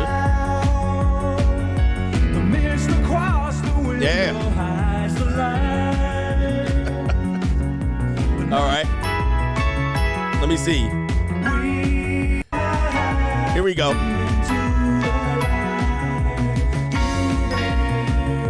Stepping out. I'm trying to make you laugh, my ninja. I'm trying to make you laugh. All right. Your wife stepped out on you, ninja, with no back. All right. You ain't got no back. All right. You ain't got no back, ninja. You can't blow a back out with no back. All right. He says he was dealing with the depression of getting hurt with doing deadlifts. And it says, and he was trying to recover. And my wife stepped out on me. He says, at first, once my back felt better, I wanted revenge. But now I see the best revenge is success. Appreciate your words, coach. Yeah, it's time to go, brother. It's time to go. All right, man. Yeah, shout out to Joe Jackson. Well, not that Joe Jackson, but yeah, the stepping out Joe Jackson. Shout out to Steven. It's an evil world out there. Brothers H every day has 3. The spectrum proves the matrix is real if women play on men's one-dimensional thinking. Yes. He says, remember the woman in the red dress scene? He says, PWT, girl, proves that outside influences dictate their actions. Facts. He says all that smart talk and she'll just suck a dick on film and never accomplish these minds. I think that's what you said right there, but there might be a continuance of a chat. But I'm going to tell you, man, a lot of men think that you have an influence over women. I've been trying to tell you, you don't. You think you do, but you don't. And trust me, this is a man I'm talking about. I've had a lot of experience with women in a variety of ways. I mean, leadership, coaching, parenting, marriage, dating, so forth. You guys don't realize that women are influenced by television, social media, mothers, older women, their granny, their friends, way more than you are. They look at you guys as goofballs. Women look at you guys as goofballs. Now, every now and then, she gets in enough bind to listen to a guy just enough to patch up that bind. Okay, but they're influenced dudes. I've been a coach and a leader over women, a group of women, and the women undermine each other and fuck up the whole thing. Right? Yeah, music. It's the women that undermine each other. All right in the midst of me trying to keep them in order, in line. And they'll undermine each other and mind fuck each other and talk them out of alliance and allegiances because they down bad. Dude, the amount of time where guys are telling you that you need to get a woman in check and get in order. Ninja, you can build a Fortune 500 business with this knowledge. And I see you Negroes telling men to pay attention to women that much. I disagree. You guys can start a Fortune 500 business if you weren't trying to keep women in check. Right? But ninjas waste all of their mouthpiece and their sales acumen and their ability to build shit, and they put it in women. Put it in women. Right, build a business, ninja. You could be a billionaire with all of that time and interest you about to impute into that woman, and it's a complete waste. All right? She, at the end of the day, she can listen to her mama talking, and then all your shit is, your plans are foiled. Right? One woman, one movie, one song, and your whole plans are foiled. Ninja, go build a business, my ninja. Go learn how to manage some people instead of managing these girlfriends. All right, shout out to our brother Jamie T. Says, locals is fire. Signed up for the money mindset to take my life to the next level. Thanks, coach, for all that you do. Shout out to you, man, and I got to get these in. I'm going overtime. Supposed to wrap this shit up in 3 hours. All right, but you know how it goes. We got the super chats and the great support. By the way, join us on Locals and Money Mindset.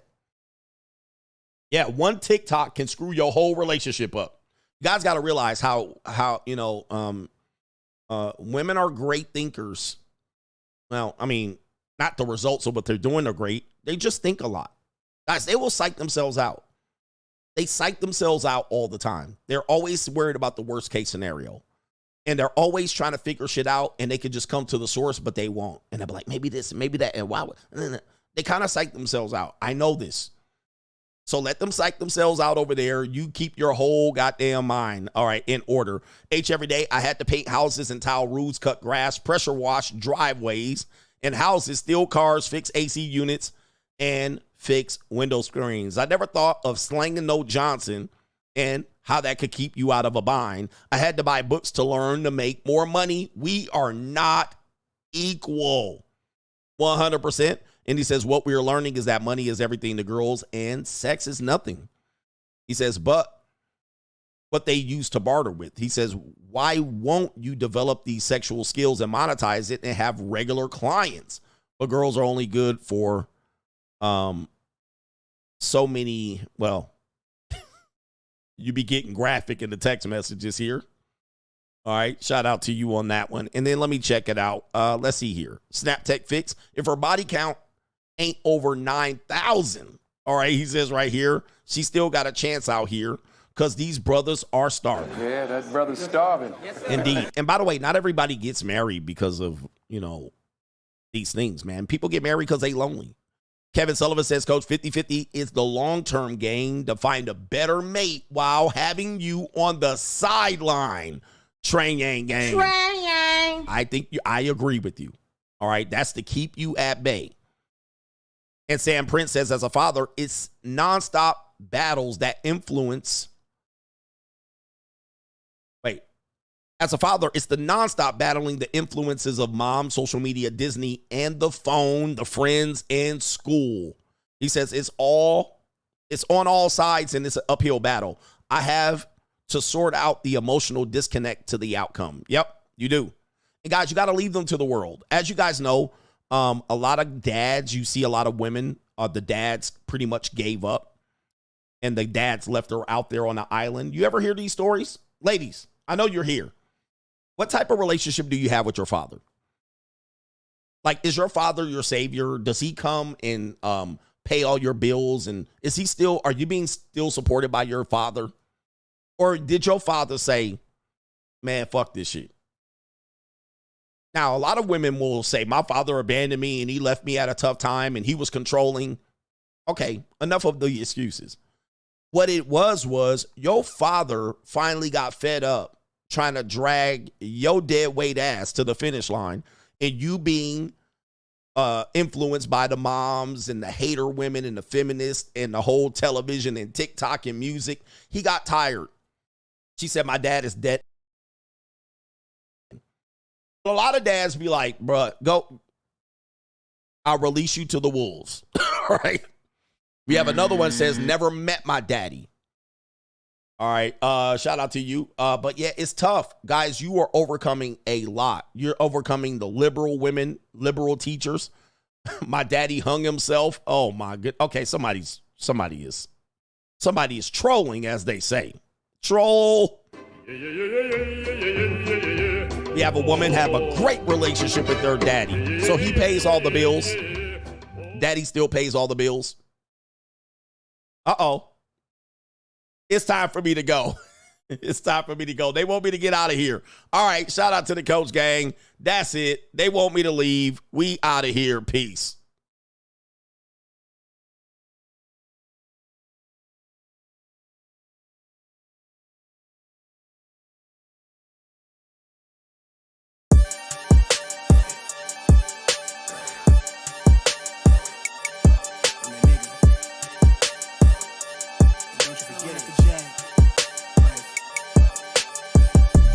Vibe blowing at the jack, got the loud jumping at the pack.